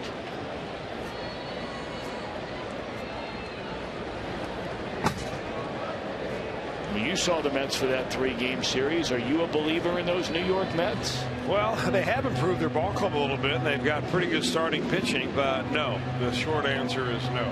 But I would say that the Nationals have opened the door wide and allowed the Mets to be where they are. I mean, if you just look at the number of wins they have in that division compared to the teams in this division. I mean, New York has 56 wins and they're leading the National League East. That would put them about 10 games back of the St. Louis Cardinals if they were in this division. That's why, you and I have talked about this, and look, they have plenty of time to turn it around, and they've had a lot of guys injured, so it's unfair to make a blanket statement about the Nationals. But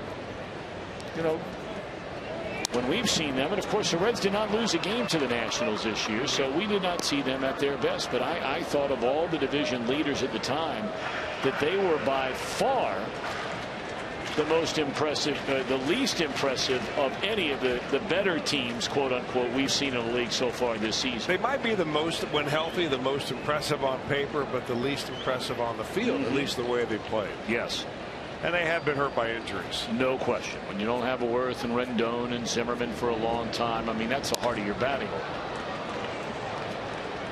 Fly ball short right, and the beat goes on for Lackey. We're off to the 7th. We'll check in with Jim Day when we come back.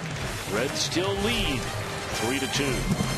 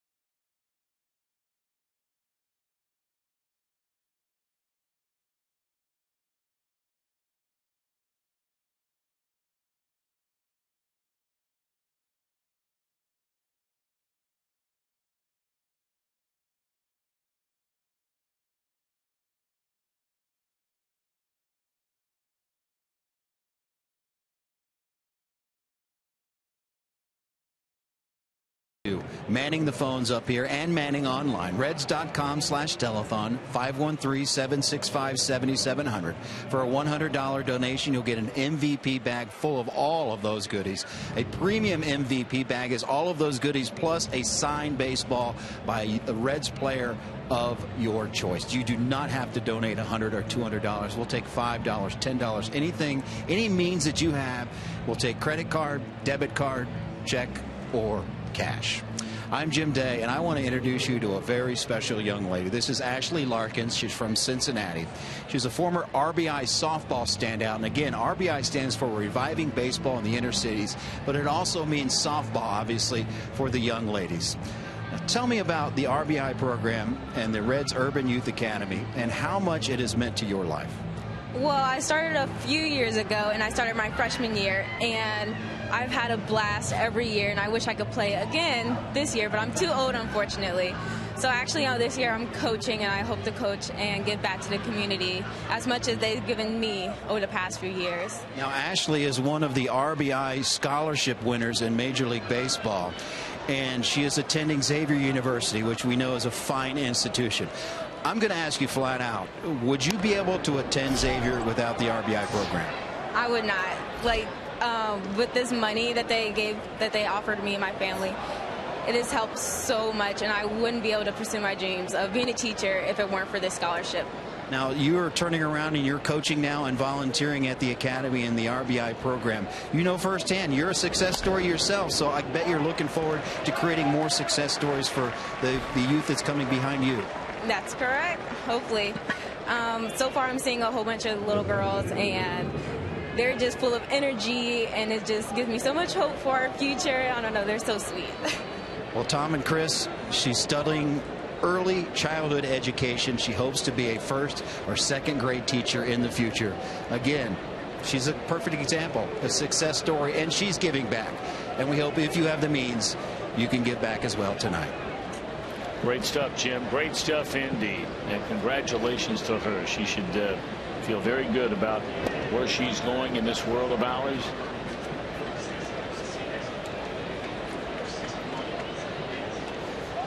Meanwhile, the Reds have made a pitching change. Anthony DeSclafani allows 7 hits in 6 innings, does not walk a batter all night, strikes out a career high 9.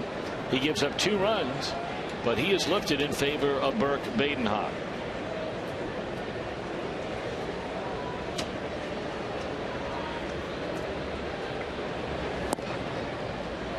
Ball 1 to Randall Grichuk.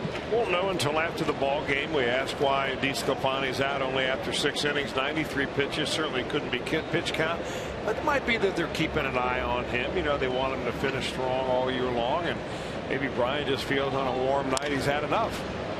Bouncer. They'll go to second and give the speedy Wong, and that's a big out right there. Well, that's a really big out.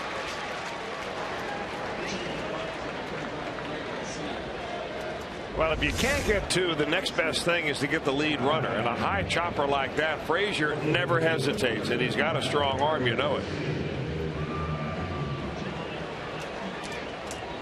Brandon gets that ball and just kind of hangs right in there, although he does lift his left leg to get it out of the way of the sliding Wong. All legal and all clean.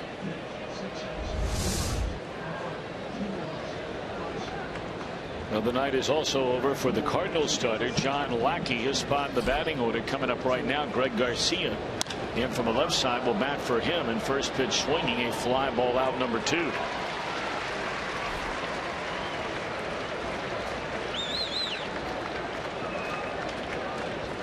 So that now makes it a career best 10 consecutive starts for John Lackey that are quality starts. 6 or more innings, 3 runs or less. And really all of his problems occurred in the first inning and a third. He gave up all 3 runs he surrendered in the game in the very first inning. His biggest out perhaps of the night came in the second when he allowed an infield hit, a walk. Brandon Phillips stole third. The Reds had runners on the corners leading 3-0. Frazier the batter. He struck out Frazier, and that would start a run where he would not allow another base runner the rest of the night.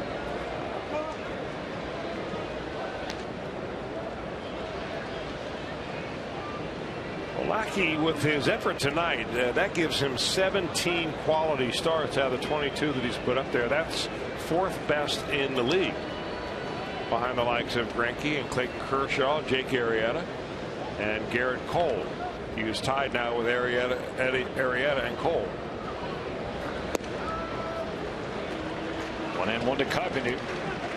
He drove in both Cardinal runs with a 2-run home run to deep right center field, back into third. Anthony DeSclafani struck him out twice tonight.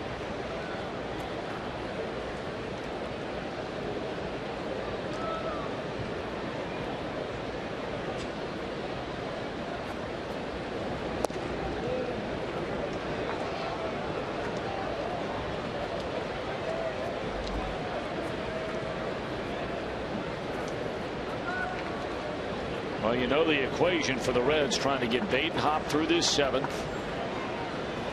Hoover in the 8th. Chapman in the 9th.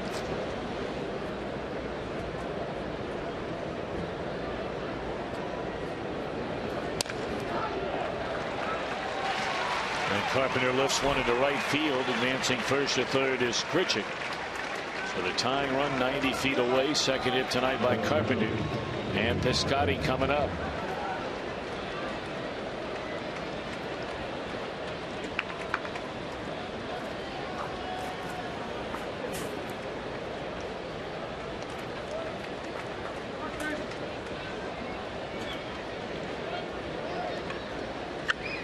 Well, the last inning, the Cardinals had 2 on with 2 out, and Molina coming up in a 1-run game.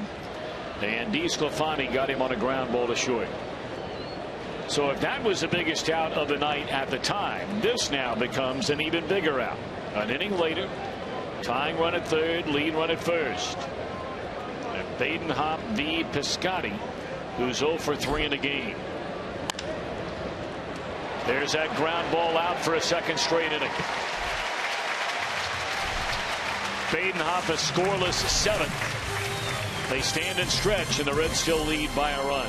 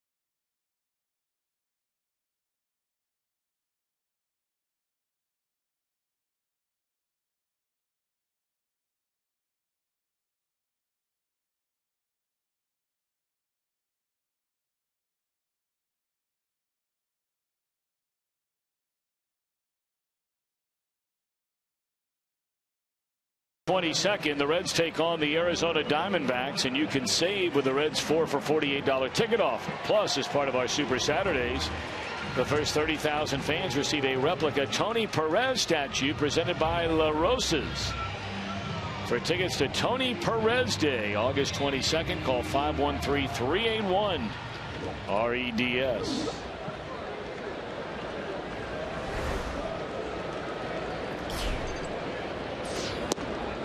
We understand a number of you are waiting on hold, calling the Reds Community Fund tonight for our telethon. Please remain patient. They will answer your phone. We only have so many operators standing by and so many phone lines set up for this tonight. So we appreciate your patience. We certainly appreciate you picking up the phone and calling to donate. They will get to you. That's a promise. Well, the one-time Cardinal skip Schumacher takes over for the pitcher Badenhop, hitting for him, and Seth Maness is on to pitch for St. Louis. Well, it was really nice to hear the round of applause that Skip Schumacher got when the Reds were in St. Louis and he was introduced into the ballgame as a pinch hitter. I mean, they nearly gave him a standing O. He was a full-time player there for a couple of years, a part-time player for a couple of other years, Schumacher was, and had a big impact on the fans there. It only makes sense. I mean, the only time, why would you boo a guy who gave you everything he has? There's a base hit into center field. Just because a guy leaves your organization doesn't make him a bad guy. Maybe your team can't keep him because you don't want to spend that much for a quote-unquote backup player. Schumacher ended up out in Los Angeles with the Dodgers, going back home for him. Now, if a guy walks away from your organization and says a lot of bad things walking out the door, kind of the way Matt Latos did in spring training this year, then you can understand why fans would boo him. Yeah, I'm not really saying that they would boo him, but I mean just the magnitude of the applause and the length of it. It was almost like he was an MVP with St. Louis. I mean, they really appreciated what he gave them in his years there. And I guess what I was saying was it seems like almost everywhere you do go, when a player leaves for whatever reason and they come back to the team they played for, there seem to be a lot of boos in the stands. And obviously there wasn't the way they felt about him in St. Louis. Oh, shucks. One out in the inning. Now, Molina was thinking about it. That pop-up was right in front of him. He smiled about it and I wondered, could I have pulled that off? Meaning, could I have let this ball drop? You can't catch it and then intentionally drop it, but you can let it bounce. Now, Billy Hamilton wasn't running down the line. He was standing there just around the circle with his bat in his hand. Now, had Molina had eyes on the side of his head, he probably would have, because he probably thought Hamilton was going to be 3/4 of the way down the line. Now, we won't know until later whether that was a situation where Hamilton was asked to sacrifice. When you're leading by a run, bottom of the 7th inning, leadoff man aboard, you certainly could speculate that he was asked to put down a sacrifice. But the way he went about putting down that bunt did not look like he was trying to sacrifice. He looked like he was trying to bunt for a hit. Well, I wish his bunts for hits looked more like sacrifices, because he's so fast he doesn't need to be running out of the batter's box at contact.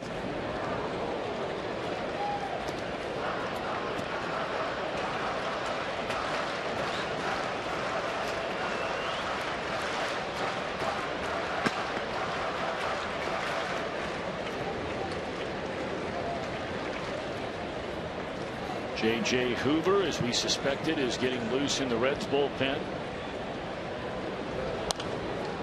And it's still 0-2 on Brandon Phillips, 2 for 3 in the game. He scored a run, stolen a base. Cardinals will have 3, 4, 5 in their batting order due up in the 8th. Left-handed batting Hayward. Right-handed hitting Peralta. Left-handed hitting Moss.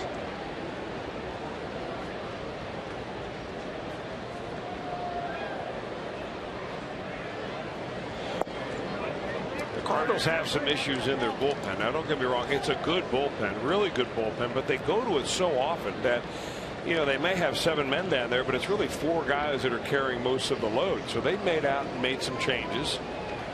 They went out and got Steve Cishek from the Miami Marlins. He was a former closer, having some rough time in Miami this year. Ended up actually being sent down to the minor leagues, and they also picked up former Red Jonathan Broxton.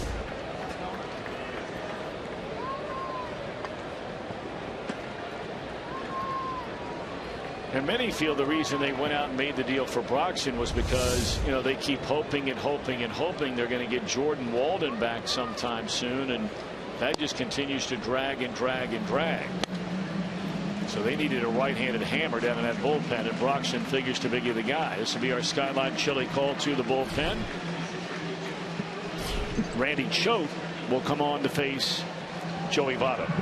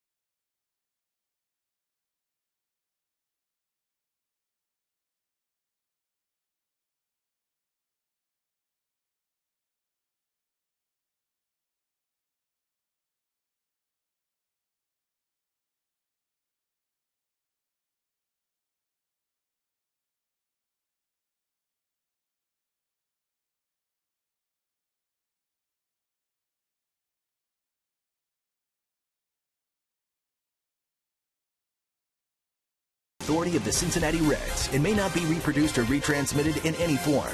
And the accounts and descriptions of this game may not be disseminated without the express written consent of the Cincinnati Reds.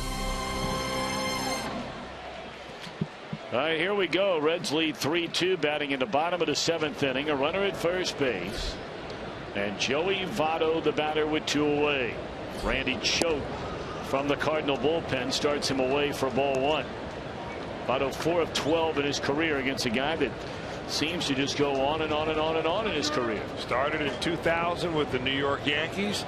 He's always a guy that really throws more games than he does innings.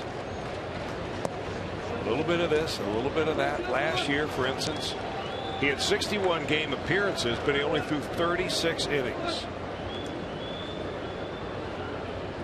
And of course, all those 36 innings were against probably the toughest left-handers on the other team.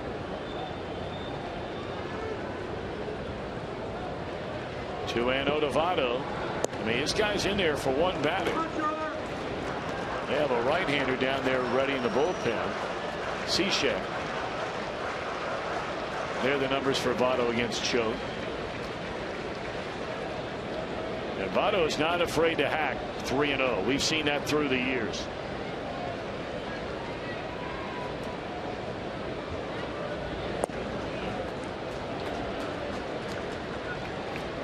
And Choate's not afraid to drop down and throw a sidewinding breaking ball 3-0.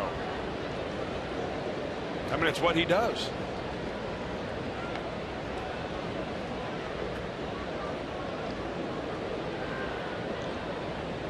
Three-1 delivery. Well, breaking ball down and away from Votto. He rolls over it, and that'll retire the side. Choate comes all the way back from 3-0 behind. We're off to the 8th. 3-2, Reds in front.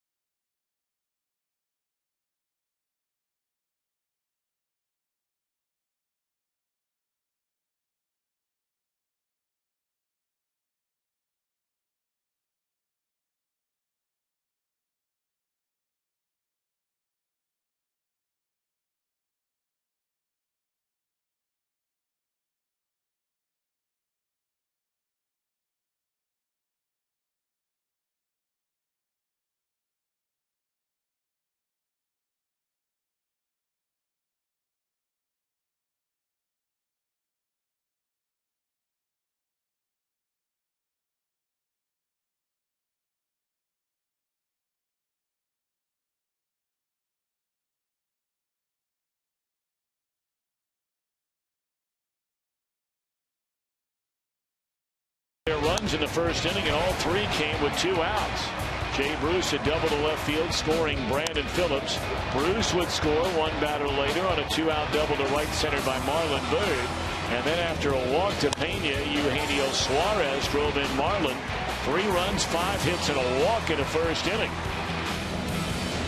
It became a 1-run game in the 3rd. First time in 24 innings the Cardinals had scored against Reds pitching. Matt Carpenter a 2-run home run. DeSclafani settled in thereafter, struck out a career-high 9 in his 6 innings. Did not walk a batter all night. Peyton Hopp gave him an inning out of the bullpen, a scoreless inning. And now the Reds carry a 3-2 lead, hoping to get DeSclafani the win as they hand the ball, the Reds do now, to J.J. Hoover. It gets to be that time. I mean, if you can get through the 8th with Hoover, you know who's coming in the 9th.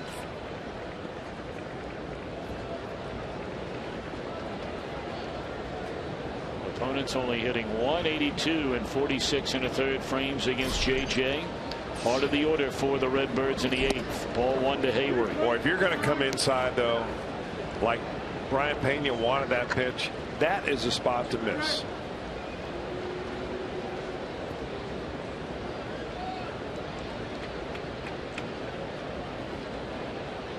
JJ shaking off Hoover, off Pena a couple of times. Finally the okay, and lined into center field.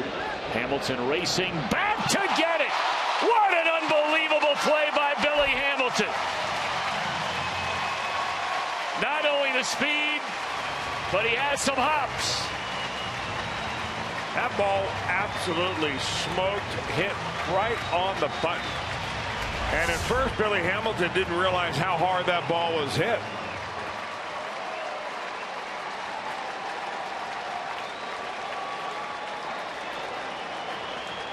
Oh, that's a beautiful play.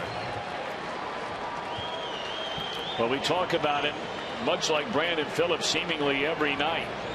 If Hamilton doesn't win a Gold Glove this season, it would be hard to believe there are 3 outfielders better defensively in this league than the converted shortstop, Billy Hamilton.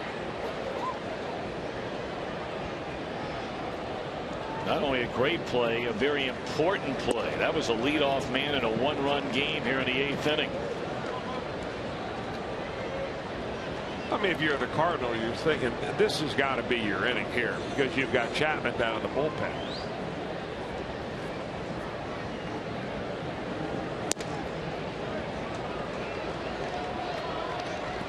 Especially given the fact that if it all goes right for the Reds, Chapman will be facing the lower part of the order.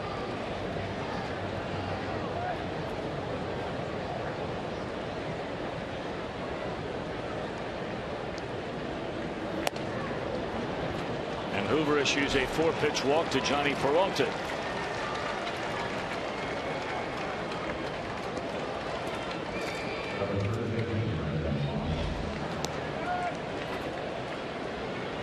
We know that Moss has some popping at bat. 15 home runs so far this season, 50 runs batted in.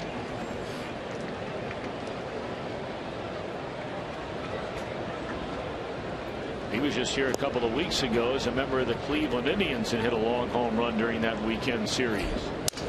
Broken bat pop up.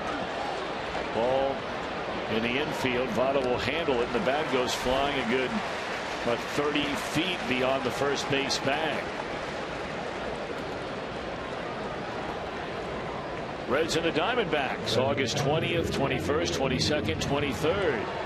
And thanks to Reach Savings Magazine, you can catch the actions and save on that 4 for $48 ticket offer. That's the entire series. You get 4 view-level tickets, 4 exclusive Reds hats, all for $48. 381-REDS, the number to dial for tickets, or log on to Reds.com. Here's Yadier Molina for 3.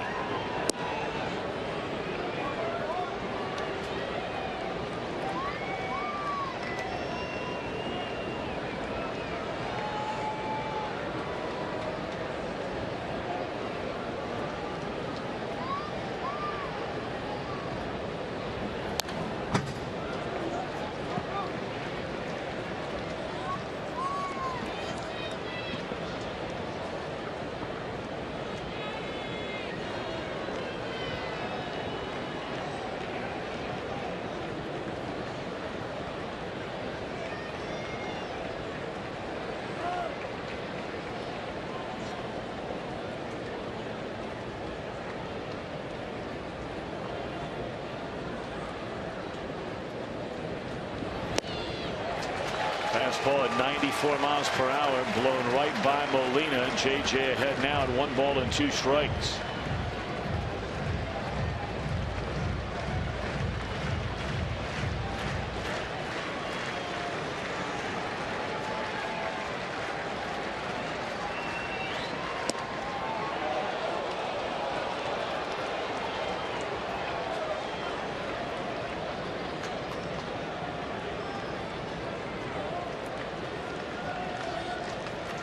Tying run over at first base. That's Peralta. And the 2-2 from JJ. We'll do it again. They started the runner that time.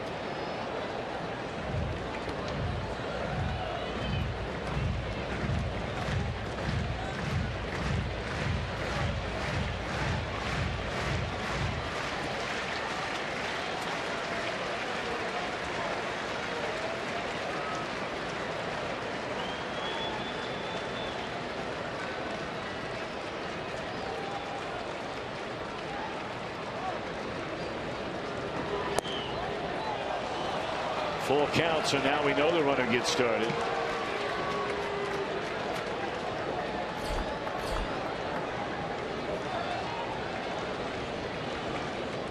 Reds 3, Cardinals 2. Hoover v. Molina with a tying run at first and 2 outs in the 8th.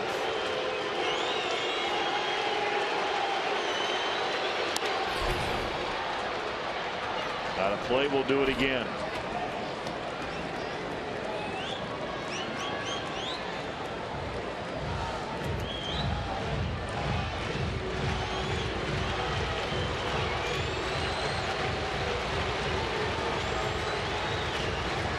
Eighth pitch of this at bat coming up. Hoover hoping that will do the trick and send his team to the dugout, which it should. Suarez will play to first. Inning over. Billy Hamilton's catch could turn out to be a game saver if the Reds can nail it down to the 9th.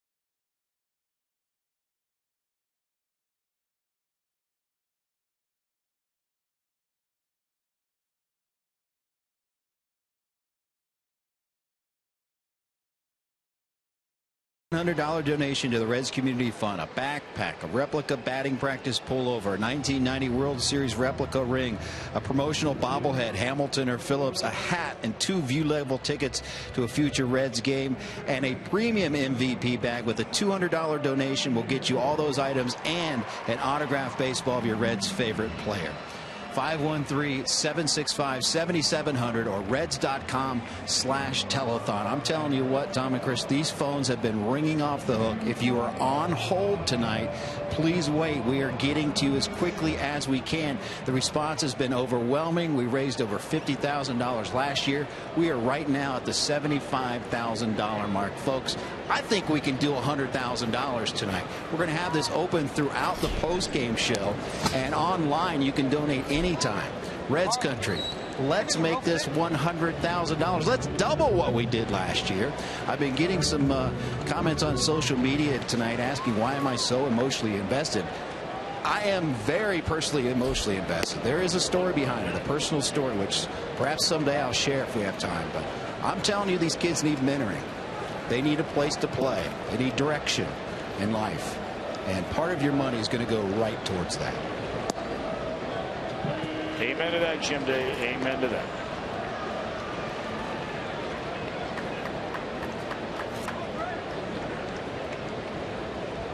Steve Cishek, the one-time closer when this season began for the Marlins of Miami, just acquired in a trade. And now he'll take over on the mound following Lackey, Manus choked. Reds in front 3-2, batting in the bottom of the 8th inning. Now this year with the Marlins, you're looking at over his numbers overall this year. He had wildness. He gave up a lot of hits. There was a time when he was pretty much guaranteed lights out. You bring him into a ball game, especially when he faced right-handed hitters. He drops down like that, and he can lock you up in a heartbeat. 2-2 the count on Frazier. He'll be followed in this Reds 8th inning by Bruce and Marlon Byrd. Strike 3 called, and Frazier knew it. Second time he's gone down looking tonight.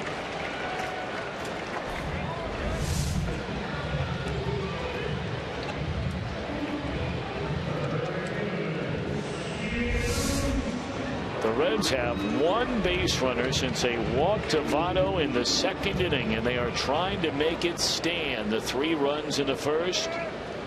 Matt Carpenter made it a 1-run game with a 2-run home run in the 3rd. This will be the 2nd out of the inning on a nice play made by Colton Wong. Plenty of arm from out there in short right. Well, we invite you to get ready tomorrow. 30 minutes before the start of the game, and we do that 30 minutes before the start of every game on Fox Sports Ohio. Reds Live presented by Ray St. Clair Roofing. And the pitching matchup for game 2 of this series. Carlos Martinez against a rookie David Holmberg. Holmberg threw very well after being called up from the minor leagues. 2 completely styles of pitching going after it tomorrow. Martinez, a blazing fastball. Holmberg, a little bit of this, a little bit of that. Left-hander that likes to change speeds. Holmberg made that start against the Pirates. That was when the Reds routed the Buccos on Thursday night, 15-5. Holmberg went 6, allowed 3. Bird a fly ball to right, and here we go in the 9th. Wong, Pritchett, a pinch hitter to face the main man, Aroldis Chapman.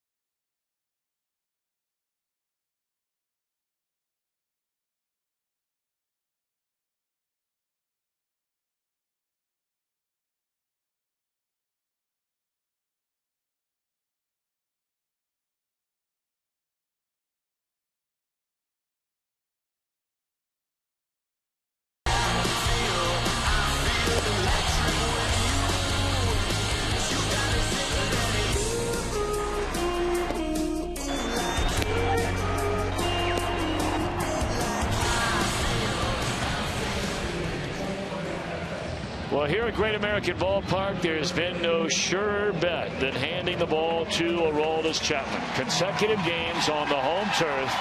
A major league record, 55 in a row, even better than baseball's all-time greatest closer, Mariano Rivera's 51. Boy, look at the names on that list. Mercy. And now Chapman will try and make it 56. He will start the 9th inning with a 3-2 lead. I'll tell you, when they bring Aroldis Chapman into the ball game here, and the video display that they have, they got a little video going about a 30-second when he swings open the gate to the bullpen, and with music accompanying. You talk about getting the crowd fired up. They do it here as well or better than they do in any other major league market. That's why it would be so exciting while Chapman is in a Reds uniform. How long that will be, no one knows. To see him come in to close a league championship series or a World Series game, it would just be it would be something. because he is truly something. Now, he did allow a run, you may remember, on Sunday. It was a shaky ninth, Saturday rather, shaky ninth inning to hold off the Pirates. As Colton Wong looks at a fastball, strike one. A couple little dinks and dunks. A little flare here, a little roller there, a walk here. Well, what's amazing about that is that he doesn't give up a lot of dinks because he doesn't allow that much contact. He's striking out everybody.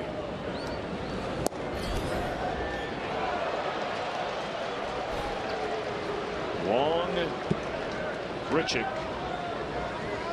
And then the Cardinals will go to their bench.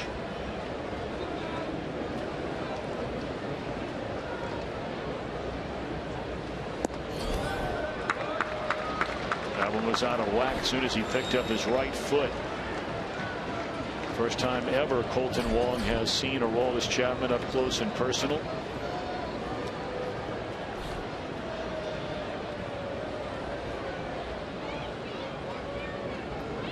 And the 2-1 pitch.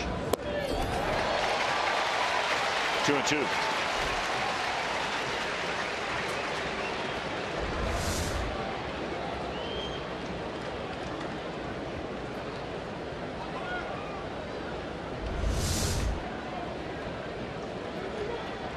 Chapman trying to get DeSclafani his 7th win as a Red. DeSclafani once again just pitching a wonderful game. 2-2 delivery. Seems to be a little out of whack. Yeah, he seems to be pulling the ball, and everything is down and away. And in the process, that means your hip is open just a little bit at the time you lay your foot down. Or keep that hip closed.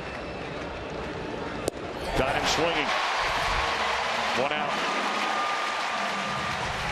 What better time to bring you our flamethrower, brought to you by Cholula Hot Sauce. This one at 99 mph for a strikeout. Chapman has only blown 1 save this entire year.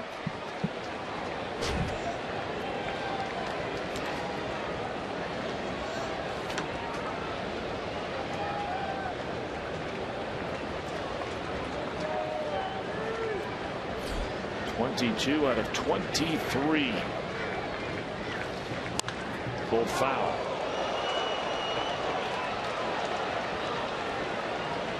Starting Grichuk off with a slider.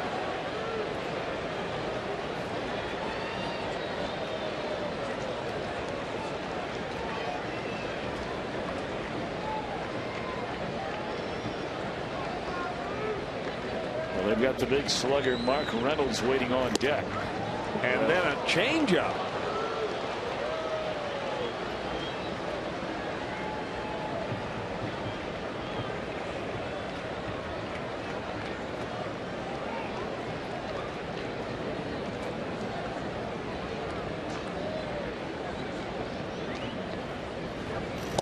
And then came back with a breaking ball. I'll tell you, they must really respect Grichuk's ability to hit a fastball. And if you look at him in the batter's box and how he has that bat flat, he does get it up into a little bit more of an upright position when he starts his swing. But he gives you the feeling that he can turn on a heater because he's got that bat almost parallel to the ground. So it's already on the right angle. And then comes at you with 101.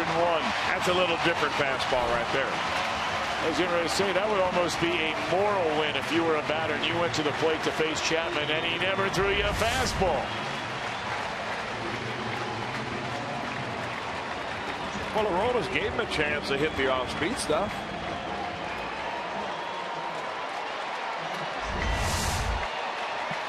All right, now Reynolds.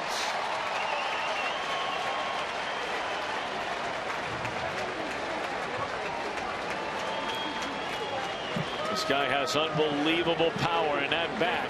He swings and misses a lot, but a dangerous hitter in a 1-run game. So you pull the string on him. Throw an 88-mile-an-hour changeup. Might be the most unhittable pitch in baseball there. When's the last time you've seen a hitter put that in play?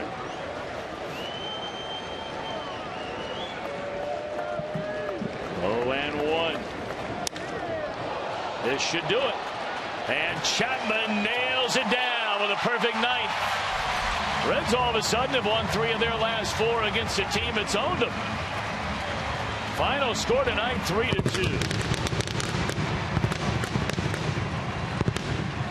Outstanding pitching by the quartet of DeSclafani, Badenhop, Hoover, and Chapman gets his 23rd save in 24 tries.